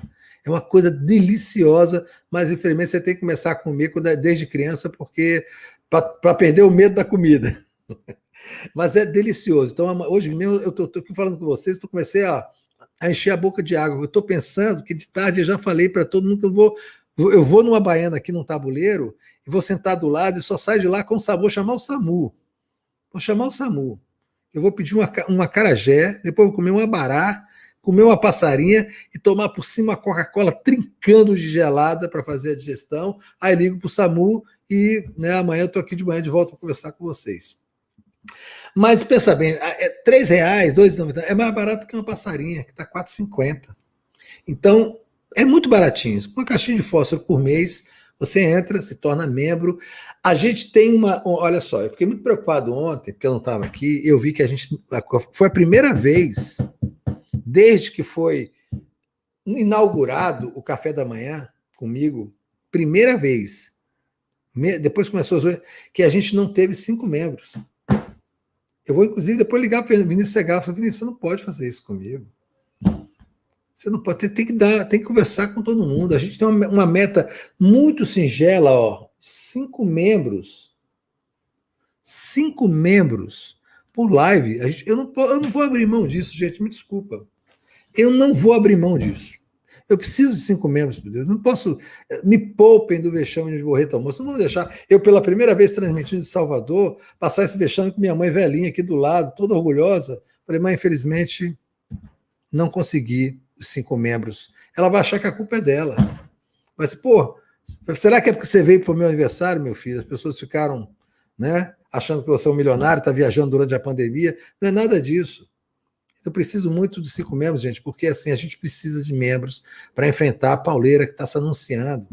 A gente precisa de membros, cada vez mais gente conosco, porque esses movimentos que estão começando de luta contra o Bolsonaro, assim, é um movimento extremamente estratégico que depende muito da mídia independente. Vocês sabem disso. Se não fosse a mídia independente, a gente estava perdido, completamente, com todos os defeitos, todos os problemas. Vocês estão todo mundo perdido.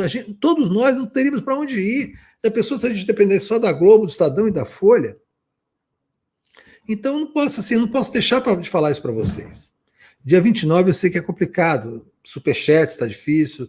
Tá difícil. Final do mês eu sei como é, mas R$3 por mês é muito pouquinho. É muito pouquinho. Ó, o Leandro Mariano disse que ontem só foram 2, que hoje seria 8 para completar, mas seria ótimo se completasse. Mas eu preciso de 5 membros hoje. Como todo dia eu preciso de 5 membros. Então, quem tiver, por favor, bota a mãe no meio. Minha mãe quer que passou, meninas. Você tá me usando para pedir membro aí nesse DCM, né? Minha mãe não é boba, não. Você toma atento, menino. Depois que o DCM fez fortuna com o aniversário de Saragóis, né? Acho que a gente perdeu todos os escrúpulos em relação a famílias e amigos.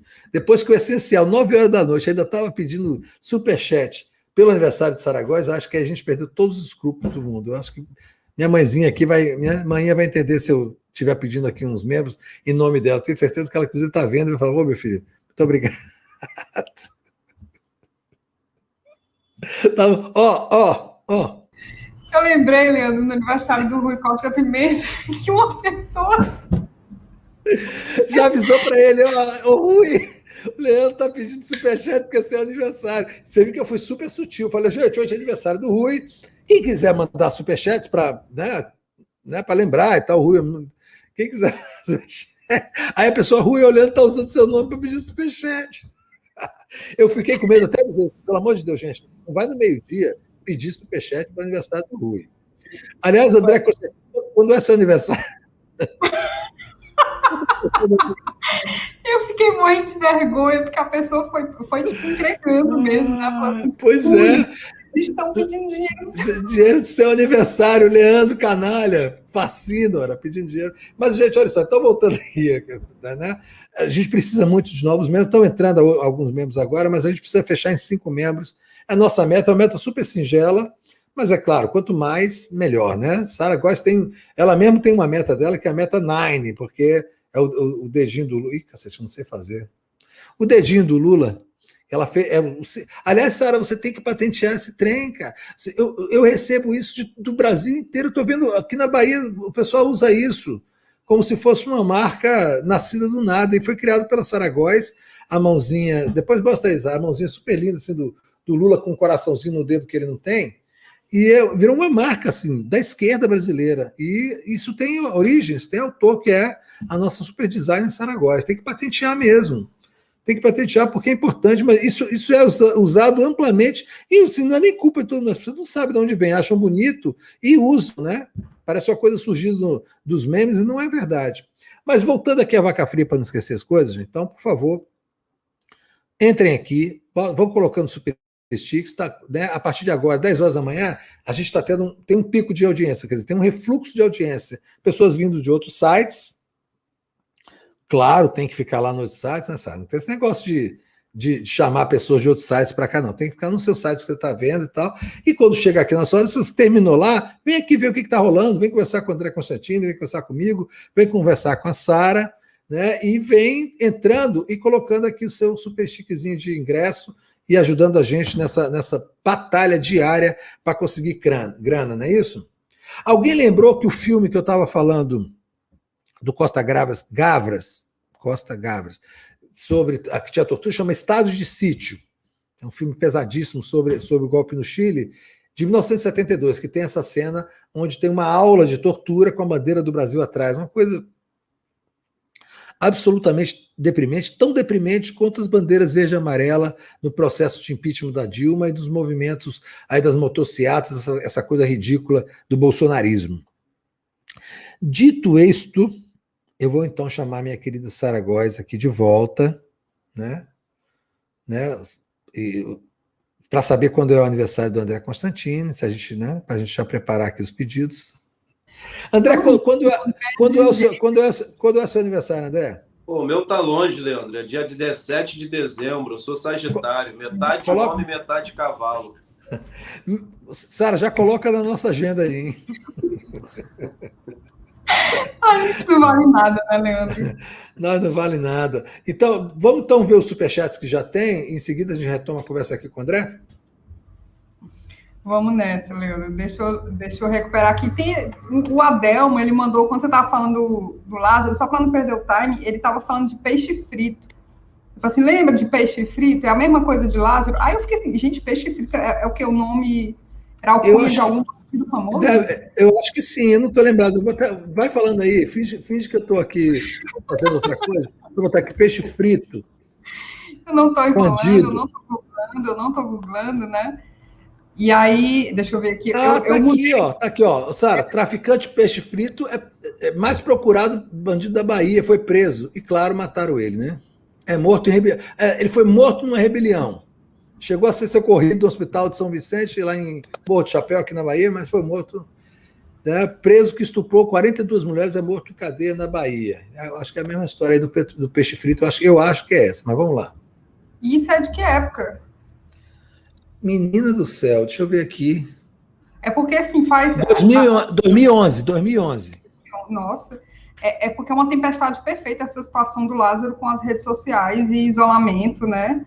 É uma tempestade perfeita. E aí a Mara, sobre isso, ela fala assim, ato falho sensacional esse seu do Leandro, esse do Leandro. Lázaro Bolsonaro. Você percebeu que você falou Lázaro Bolsonaro? Eu falei Lázaro Bolsonaro, percebi. Olha aqui, ó, a Mary gosta, ó, 17 de dezembro é sexta-feira. Ou seja, é dia de café da manhã, né? É dia de Diabos Velhos, inclusive. É dia de Diabos Velhos também, exatamente. Deixa eu até avisar, amanhã no Diabos Velhos, depois do Diabos Velhos tem o Leonel Hadi. Beleza? Beleza. O rádio vem então. Tá em paz com o Diário do Centro do Mundo. Teve uma briga aí com a gente, por causa do Jones Manuel, mas tá em paz. Perdoou, né? Então pronto. A Mara concluiu perguntando quem foi que matou mais, Lázaro ou Bolsonaro, né? A Sofia Leal abriu os nossos trabalhos falando assim, bom dia, companheiros, pingando para o movimento zambardista, para os felinos socialistas e para o Free Boy, mantido em cativeiro pelo Pedro. É mantido mesmo, viu? A Carolina Prioli fala assim, ingresso pago e muito bem pago. A Maria Isabel Barreto da Silva fala, bom dia, Sarinha e Leandro. Ontem eu virei jacaró com muito prazer e felicidade. Maria Isabel, parabéns. Eu sempre fico feliz de saber que vocês estão sendo vacinados, meu povo. O Carlos Eduardo fala assim, Leandro, você estava falando que foi substituído pelo Segala ontem, né? Aí ele puxa aqui seu saco, ele fala assim, Leandro, você dá descarga de um jeito diferente. Olha aí. Ó, aqui atrás de mim, essa porta aqui é um banheiro, inclusive daqui a pouco parece que o rapaz do acarajé vai chegar aí, eu vou precisar. O Sérgio Maurício fala assim, pingo aí, mas divulgue, Favela Não Se Cala para atingir 5 mil inscritos. Vamos fortalecer o Favela Não Se Cala e Portal Favelas. André, o ato vai ser onde? Pessoal, o link do Favelas Não Se Cala está na descrição do vídeo. E além de se inscrever, é importante que vocês assistam o vídeo, porque o canal precisa de horas de visualização para crescer.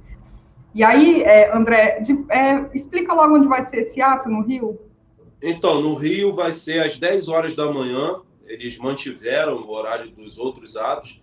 E o local é o mesmo, em frente ao monumento em homenagem a Zumbi dos Palmares. E dali nós estaremos nos direcionando até a Candelária. Então, o ato vai ocorrer no mesmo local onde ocorreram os outros dois atos. Em frente ao monumento, em homenagem a Zumbi dos Palmares, às 10 horas da manhã. E nós estaremos realizando a cobertura lá pelo canal Favela Não Se Cala TV. E você sabe, o nosso jeitinho todo especial, né? Muito palavrão, falas de revolução. Pô, eu tava lá transmitindo o ato da morte da Kathleen Aí, de repente, entra um palhaço lá no chat e fala: pô, e a morte do policial? Eu falei: eu quero que a morte do policial se foda, pô. Tô aqui cobrindo a morte da Kathleen, pô. Tá certo. A Aline Machado fala assim: hoje amanheceu 6 graus em Blumenau. Meu primeiro pensamento foram os moradores de rua, que aumentam a cada dia. Putz, é uma coisa que a gente aqui no Ceará não consegue mensurar o que é sentir frio. Frio mesmo. A gente. É difícil, gente. Ó, aqui no Rio tá muito frio, Sara. Tá abaixo de 20 graus e a temperatura baixou. Abaixo de 20, pra gente é o Alasca, né? Não, André, abaixo de 20, quem está na rua, cara, é frio mesmo, porque você está no relento, está dormindo no chão, a sensação térmica não é de 18 graus, é de 14. Não, ela baixa ainda mais. E assim, o número de moradores que vivem em situação de rua aqui, como a Sara pontuou, aumentou muito. E é reflexo, e aí eu concordo com você, Leandro, dessa política genocida também do Paulo Guedes. Né? É reflexo disso. Né? Vou fazer só um comentário rápido aqui. O Vinícius, como vocês sabem, passou uma semana muito mal, né, afastado aqui do DCM. E o protocolo no Brasil é assim: você não trata até ter o resultado da Covid, do exame de Covid. Só que o resultado do Vinícius levou 8 dias. O meu levou 30 horas. Do Vinícius levou 8 dias. Ele está com uma pneumonia. E a coisa que ele mais pensava é que se ele estivesse na rua, em Florianópolis, naquele frio desgraçado, esperando 8 dias para sair o resultado da Covid. Já pensou? Enfim. O Daniel Cross... Vinícius aí. Ele está melhor já, mas eu vou passar para ele.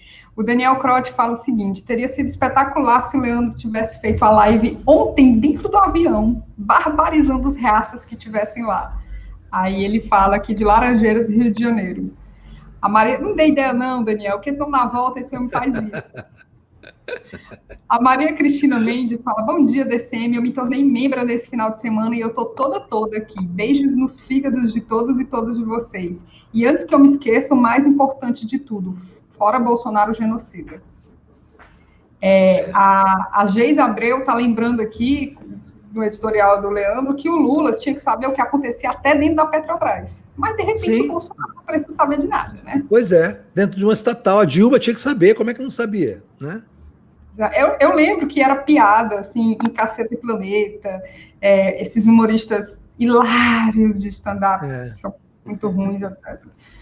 Piada fácil, né? O Ider Albuquerque fala: bom dia a todas e a todas, muita coisa vem aí. O Carlos Alexandre Rezende fala: quem são os representantes dessa campanha fora Bolsonaro? E aí ele manda os parabéns e muita comemoração para a manhinha do Leandro aqui. O Jeremy da Silva fala: bom dia. O Jeremy da Silva fala: bom dia a todos. Leandro, ao se referir a Jair, troque por Jail Bolsonaro. Jail, boa. Bom, a Sofia Leal fala: estamos seguindo o exemplo dos colombianos, dos chilenos, dos argentinos, este na época do verme Macri, todos nas ruas. Por que a gente não faz isso toda semana? Ela está lançando isso aqui. O Cleiver Cardoso fala: a pauta deveria ser abaixo governo e eleições já. O Cleiver Cardoso volta e fala: o STF declarou o Moro parcial. Sendo assim, a eleição não foi legal. Portanto, estamos sob um golpe. As manifestações precisam pautar eleições já. A Milena Pinheiro fala: assina embaixo, camarada André. E aí ela mandou a mãozinha, ela está perguntando se o André foi vacinado. Quinta-feira, depois de amanhã, eu vou me vacinar aqui. Fiz uma camisa linda, né? Lula presidente, Moro preso e Bolsonaro no caixão. Eu vou tirar foto com ela. Que maravilha, tudo que a gente quer, né? A Rosângela Pinheiro fala: Leandro, perfeito, abaixa a bandeira na cabeça. A Aline Molini fala: com muito carinho e respeito, eu sugiro que o André dê uma aula para o Kiko. A bandeira é vermelha, vermelho o sangue do extermínio. Vamos dialogar com os compas. O Wesley Patrick fala: hashtag maremoto vermelho nas ruas. O Vicente Moreira Rodrigues está lembrando que é estado de sítio de 1972, né? E o Felipe Souza fala: Pedro Cardoso é tipo bobalhão que acredita em conciliação de classe. Ele já declarou até admiração pelo Amoedo uns tempos atrás.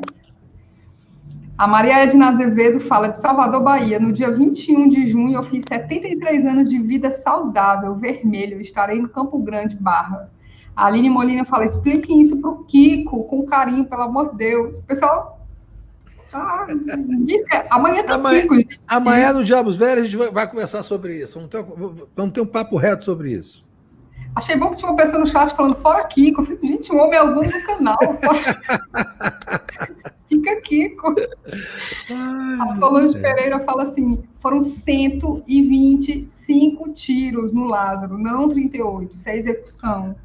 O Jumará Paiaiá fala, amanhã nós indígenas faremos grandes atos no Brasil contra a PL 490, não ao marco temporal, PL 490 não. O Adelmo Souza fala, todo esse comportamento social é forjado dentro da escola. A Maria do Socorro fala, na minha cidade, muito axé para sua mãe, chuva de bênçãos para ela. Obrigado, Leonel beijo. Rafael, fofo, né?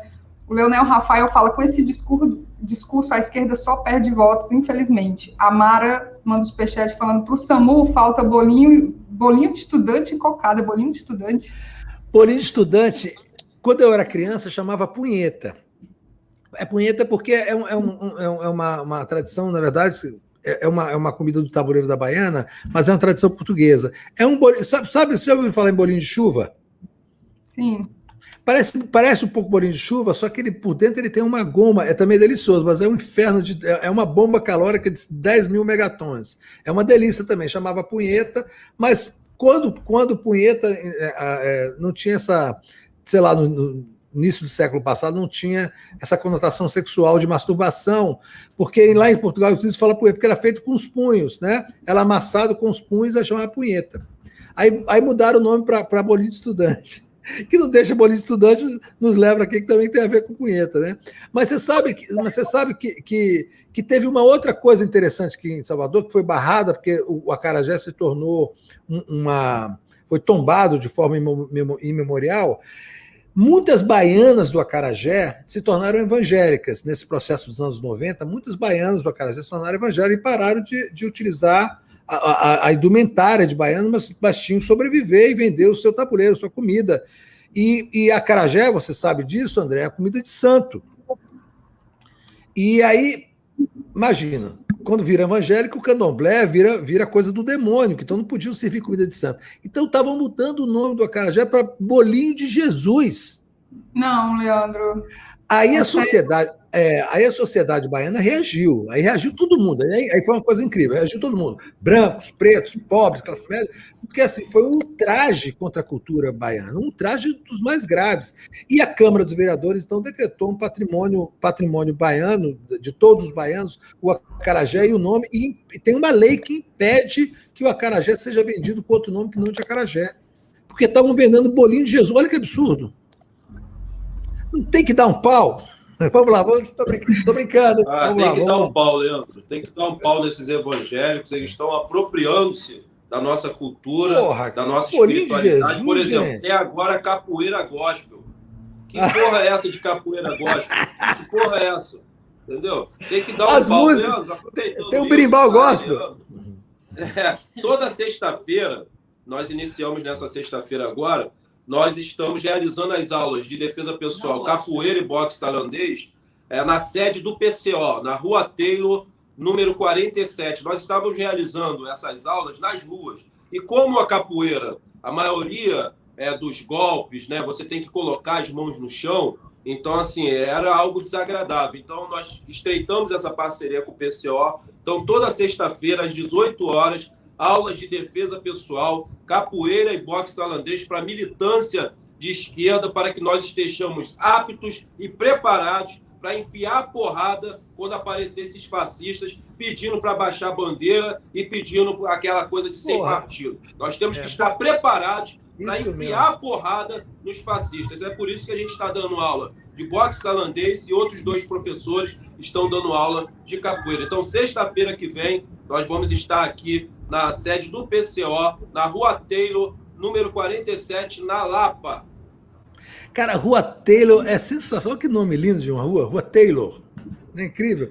O centro do Rio tem uns nomes de ruas super bonitos, né? Tem a Rua Churchill, lá no central do Rio tem a Rua Churchill, né? Fora essas ruas, esses nomes antigos, a Rua do Ouvidor, né? Rua da Alfândega. O velho centro do Rio tem um nome de ruas super bonitos. Mas vamos lá. Saragossa, temos mais superchats? Eu que estou aqui perto da Rua da Saudade da Rua Bem Me Quer. Olha que fofo. A Mara mandou esse superchat falando do bolinho de estudante e cocada. A Aline Machado fala, esse é pelo aniversário hoje do meu avô Pedro Leiria, pracinha, ex-combatente da FEB e comunista. Que massa, Aline, parabéns aí pro seu voinho. O Adelmo Souza fala, Leandro, é o peixe frito lá da época das grilagens em Jauá. No Jauá, é. Agora eu lembrei do que ele estava falando. A Olga Grogró, ela fala que está fazendo 4 graus em Curitiba. Beijão para nós três, a gente está fazendo 30, exatamente 30 graus em Fortaleza agora, nesse momento.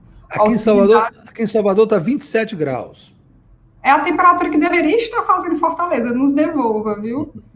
O Alcides Ágio fala, quantos Lázaros para ressuscitar o Messias, hein? A Suzy Leuba fala, o vermelho é a cor revolucionária e dele não se pode abrir mão. Quanto à unificação do pedido de impeachment, bravo, André, o PCO também está saindo queimado com essa turma. O Júlio Amaral fala o seguinte, aos que curtem Reinaldo Azevedo, lembrem que o livro da Lava Jato, escrito pelo filho da Miriam Leitão, foi inspirado no livro O País dos Petralhas. Sempre bom lembrar, né? A Meritana Drescher fala que a acarajé é comida de Ançã. Nossa, eu fiquei triste com essa história que você falou do bolinho de Jesus, cara. Assim. Eu acho que não é comida de Ançã, não. Eu acho que é de algum, não sei, eu preciso ver, mas eu acho que não é Ançã, não. E aí, enquanto eu lia, chegaram aqui 2 superchats, vou ler rapidinho aqui para a gente avançar, que eu também tenho uma pergunta para o André, que é o seguinte, a Sebush Gerson fala, tem um prato português que tem esse nome, punheta, bacalhau de bacalhau. Azeite de oliva, alho, e é o mais simples. O Bem-vindo já falou, disse que é uma delícia, né? O Luiz Alberto Benevides fala, punheta em Portugal tem o mesmo significado, mas na hora de pedir uma punheta de bacalhau, é um prato comum daqui, fica todo mundo sério. Acaba a piada aí. Acho que os lusos passaram da 5ª série, que aqui é o 6º ano. E aí, André, a pergunta que eu tenho, e o chat também está perguntando muito isso, é quem foi, afinal de contas, que convidou Joyce e Kim para o evento? Olha, nós não sabemos, né? O PCO também retirou-se, né, do super pedido de impeachment e nós do Movimento Nacional das Favelas e Periferias também nos retiramos. Não sabemos, não somos sabedores de quem convidou, né, Joyce Hasselmann, Alexandre Frota, que agora apresenta-se como centro-esquerda, essa nomenclatura, né, que foi inventada pela direita brasileira, pela classe dominante e a burguesia nacional parasita, de centro, centrão, centro-esquerda, centro-direita. Pessoal, são tudo representantes dos interesses da burguesia nacional no Congresso Nacional. Essa que é a grande realidade. Sabe, essa que é a grande realidade. Nós temos que desconstruir, porque isso também é uma narrativa, essas nomenclaturas que foram inventadas pela classe dominante, pela burguesia nacional, para confundir a militância. Não existe centro-esquerda, centrão, centro-direita. São todos representantes dos interesses da burguesia nacional, e o Alexandre Frota agora está apresentando-se como centro-esquerda. Ele está dizendo que ele está inclinado mais à esquerda. Então, não sei quem convidou Joyce Hasselmann, Kim Kataguiri e Alexandre Frota para participar do protocolo desse super pedido de impeachment que vai ocorrer amanhã às 17 horas. Quero aqui agradecer mais uma vez a Tânia, porque dos 300 pedidos, né, se existiam 300 pessoas, dos mais de 120 pedidos, existiam 300 pessoas querendo entrar, né, no salão onde vai ser feito toda a questão simbólica da entrega do protocolo de impeachment, que já foi realizado. Ali é algo mais simbólico, porque ele é realizado nesse momento pandêmico virtualmente. E ela tinha conseguido com que eu pudesse entrar também. Quero agradecer a Tânia, mas, Tânia, coloque outro, tá? Porque eu não vou tirar foto e não vou participar de um evento onde esteja presente Joyce Hasselmann, Alexandre Frota e Kim Kataguiri, esse que eu tenho mais raiva, que é do MBL, essa organização criminosa que foi nutrida, né, e foi investimento do governo estadunidense que fomentou várias organizações, né, que surgiram no processo do golpe, entre elas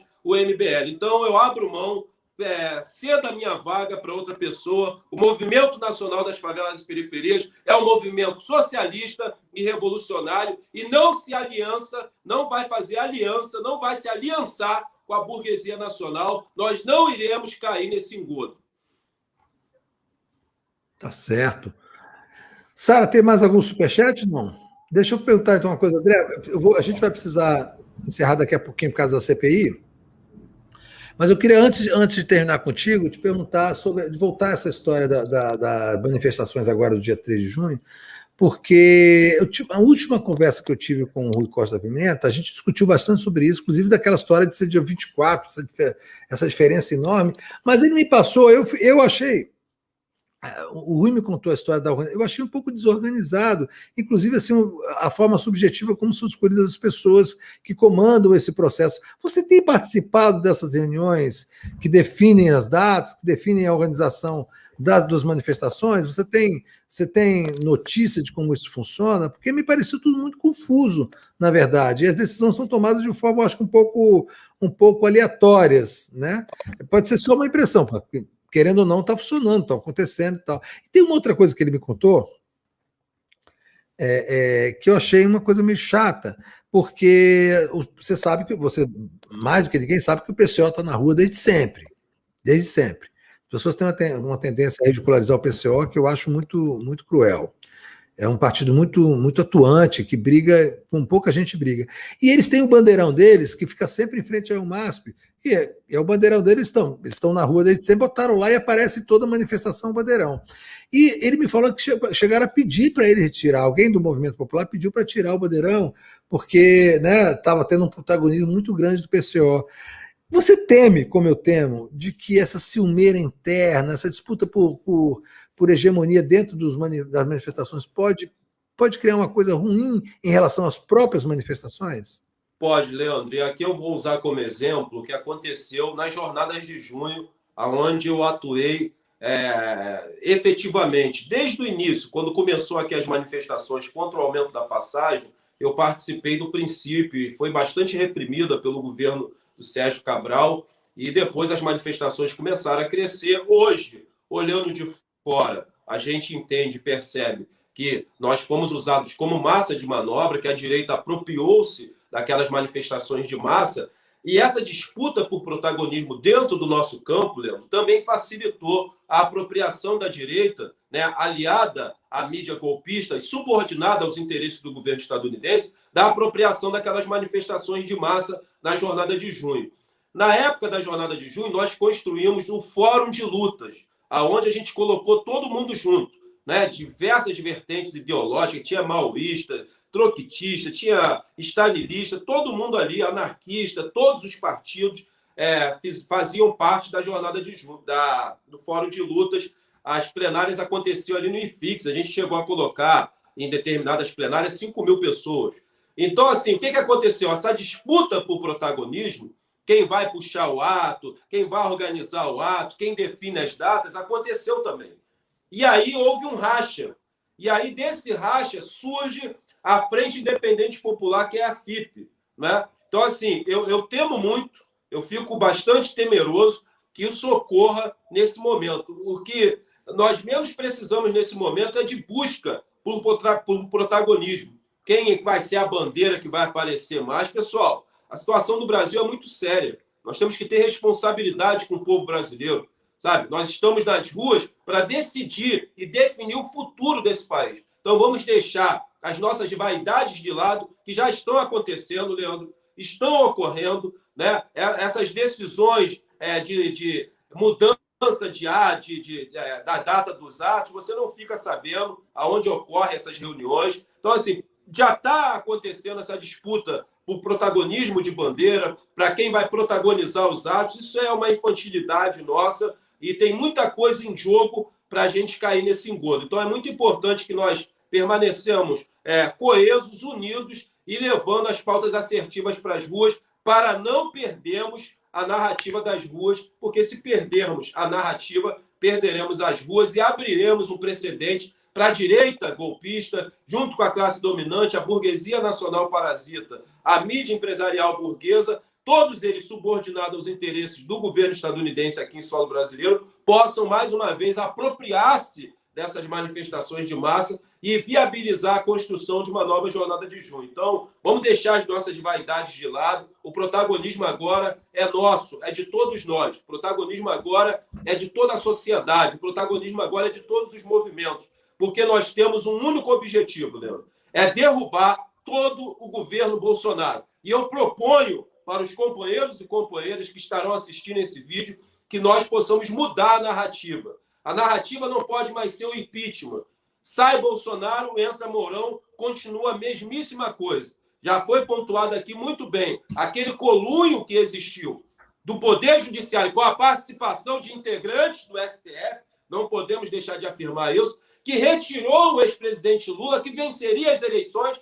Foi essa manobra que viabilizou a eleição do Bolsonaro. Então, quando o STF julga Moro como um juiz suspeito, como ele foi, e parcial, o STF está decretando o quê? Que as eleições de 2018 foram eleições fraudulentas. Então, a nossa luta tem que ser cassação da chapa Mourão e Bolsonaro e eleições diretas já, para amanhã, com Lula disputando. Essa tem que ser a narrativa que nós temos que levar para as ruas, Leandro. Temos que sair desse engodo agora do impeachment. Temos que levar a narrativa da cassação da chapa desse presidente e de todo esse governo, que é um governo ilegítimo.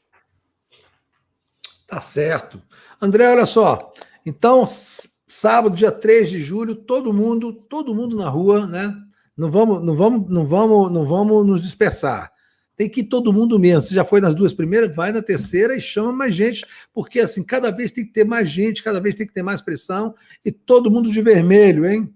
Quem quiser pode ir de verde e amarelo, não tem problema não, mas quem puder, vai de vermelho, que é muito mais legal, muito mais bonito, tem muito mais representação simbólica e diz muito mais sobre aquilo que a gente precisa fazer do que ficar vestido igual o Zé Carioca, igual esse imbecil desse velho da van, igual esse periquito da extrema-direita que ficam andando de verde e amarelo por aí pelo Brasil afora. Leandro, eu não consigo mais vestir verde e amarelo, cara. Eu me sinto mal.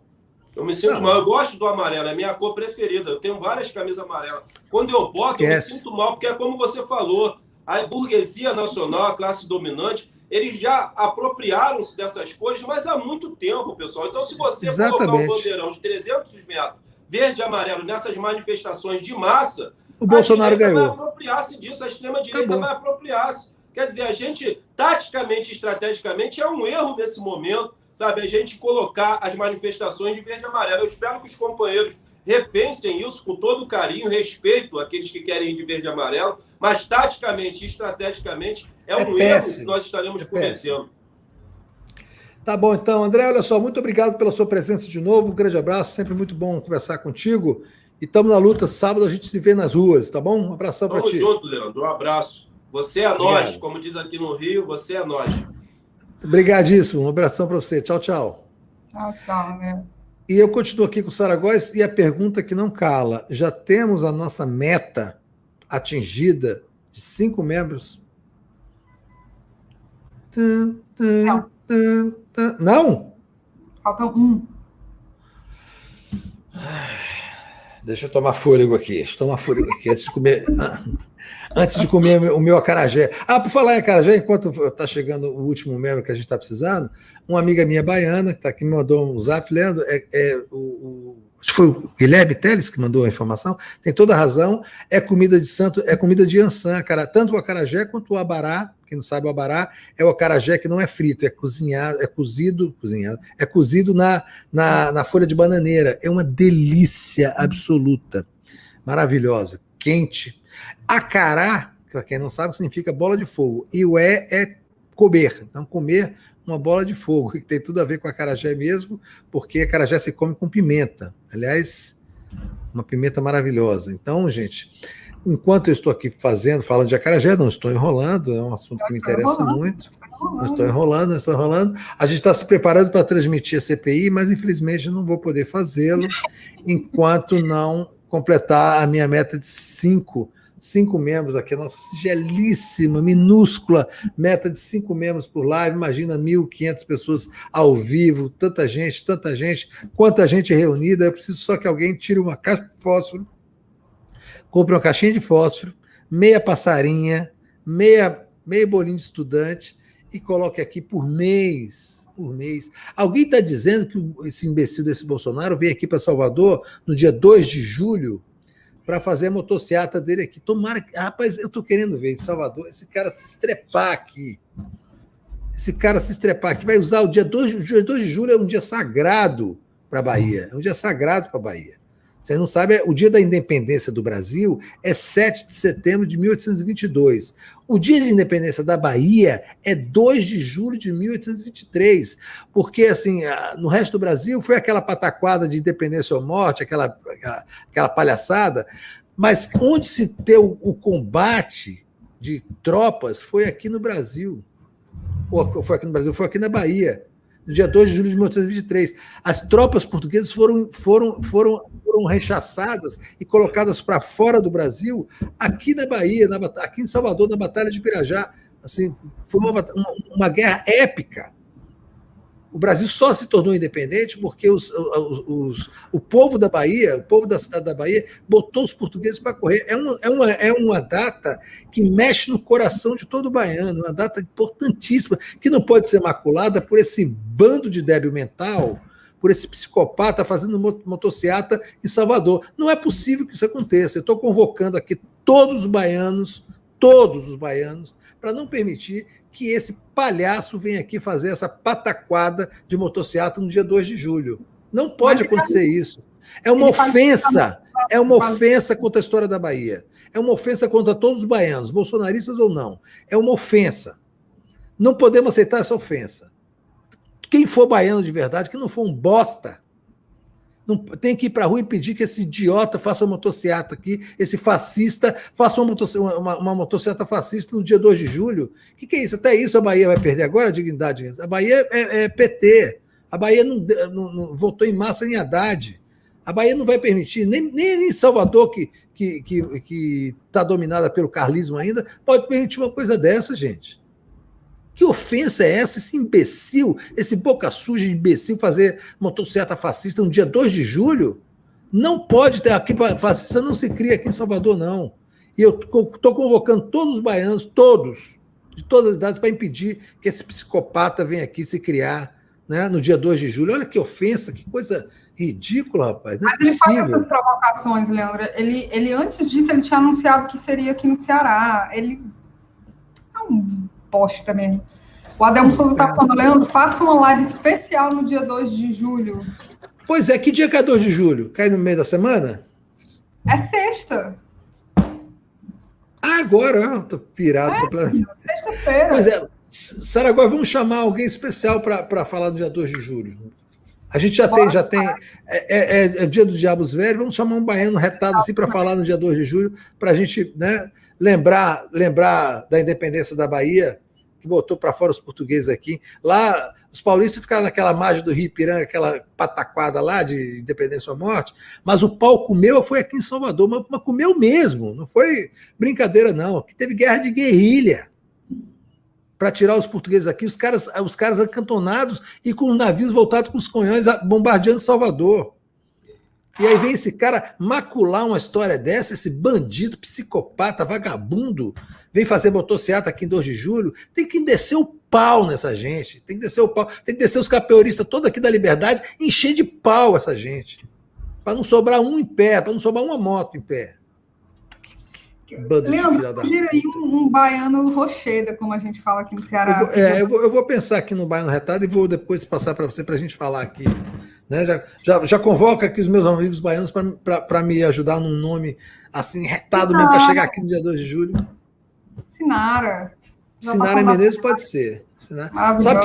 Sabe que todo dia 2 de julho eu faço campanha para voltar o nome do aeroporto. O aeroporto de Salvador chamava-se Aeroporto 2 de julho. Aí morre aquele playboy de merda, o filho de Antônio Carlos Magalhães, Luiz Eduardo Magalhães, né? Um que nunca fez nada. Era um puta de um capacho, né? Filho de Antônio. Aí o cara morre e vira Aeroporto Luiz Eduardo Magalhães. Olha que vexame. E não teve ninguém para retomar esse nome. Todo dia 2 de julho eu boto aqui, eu tenho um botãozinho que eu boto nas minhas redes, assim, o aeroporto é 2 de julho, para ver se um dia um petista mais corajoso tem a coragem de botar isso porque tem que ser na Câmara dos Deputados, tem que ser no Congresso Nacional. e voltar o nome. Fala. A Maria Margarida Genromose, ela está lembrando, porque a mudança foi recente, a gente não se acostumou. É verdade. Não tem problema, eu vou ver se trago um baiano para conversar com o Rui. Pronto. Perfeito. Rui Costa Pimenta e Rui Costa, a pessoa que massa, dois Rui Costa. Rapaz. Ia ser do cacete. Hein? Vem cá, eu estou aqui falando da história da Bahia toda, mas chegou o 5º membro? Aí. Chegou, tem superchat, figurado. E Jussara. Olha só, então vamos ler os superchats, contar os nossos membros, ver quem mandou os super stickers e vamos nos despedir, porque a CPI já está rolando. Vamos lá, o Fernando Melo da Silva fala assim: o ofício das baianas do acarajé é tombado pelo patrimônio imaterial do IFAM. O acarajé faz parte da lista de produtos tradicionais do Brasil. A Cida Silva manda o seu tradicional bom dia, lindezas, com borboletas, florzinhas e etc. O Gerson fala: total apoio à cassação da chapa, André, eleições diretas já. Fernando Melo da Silva sugeriu chamar o tio Otto, né, o Otto Alencar. A gente tem um problema no café da manhã e na live das 5, que são horários ingratos para chamar pessoas. Pois é. É, de lascar, né?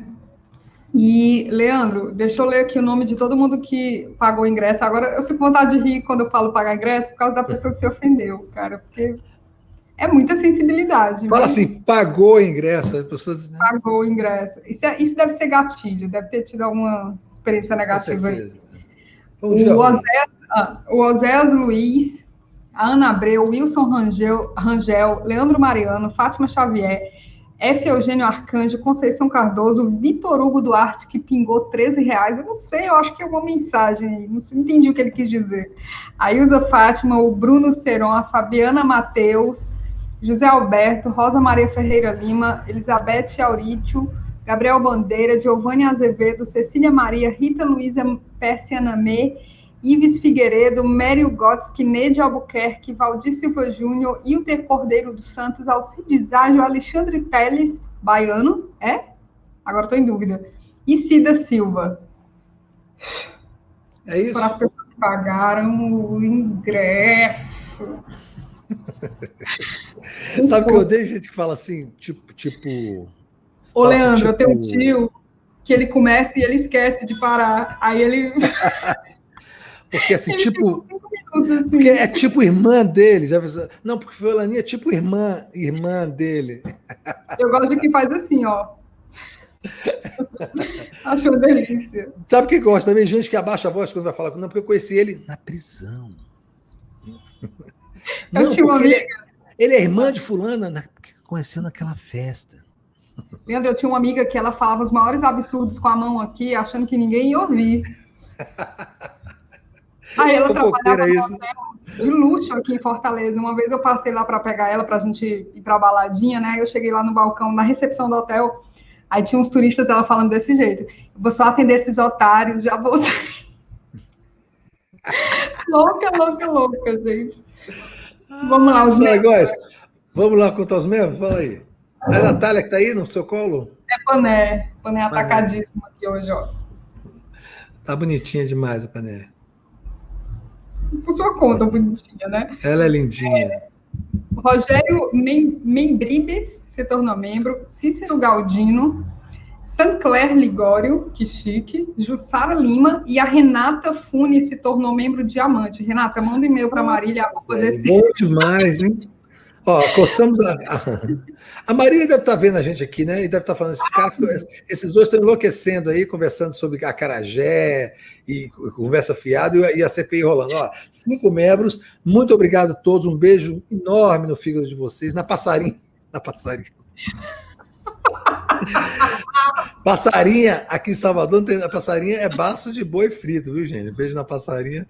Um beijo no fígado de vocês, assim, muito grande. Todos os membros e membras, 5 conseguimos chegar à nossa meta. Muito obrigado mesmo. É uma coisa importante para mim, importante para a live, para mim, para a Sara, a gente ter pelo menos a nossa meta cumprida. Todos que pagaram o ingresso, né, e entraram aqui pagando o ingresso para participar do nosso Superchat, muito obrigado mesmo. Está dando super certo, é uma coisa também que está garantindo o nosso fluxo financeiro de uma maneira muito, muito racional. E todo mundo que mandou Superchats, quem participou, quem não mandou também, que veio aqui fazer elogios, conversar, bater papo, se divertir, eu fiquei com saudade de vocês. Um dia só que eu fiquei fora, Fiquei aqui doido para voltar para poder conversar com vocês. Estou transmitindo de Salvador. Amanhã continuo em Salvador, mas quarta-feira já estou retransmitindo de novo de Brasília. Não, amanhã, desculpa, doido. Quinta-feira já estou em Brasília. Tá bom? Convide o Wagner Moura. Porra, se o Wagner Moura topar, meu irmão, a gente faz até um café da manhã só para ele. Eu venho vestida de noiva.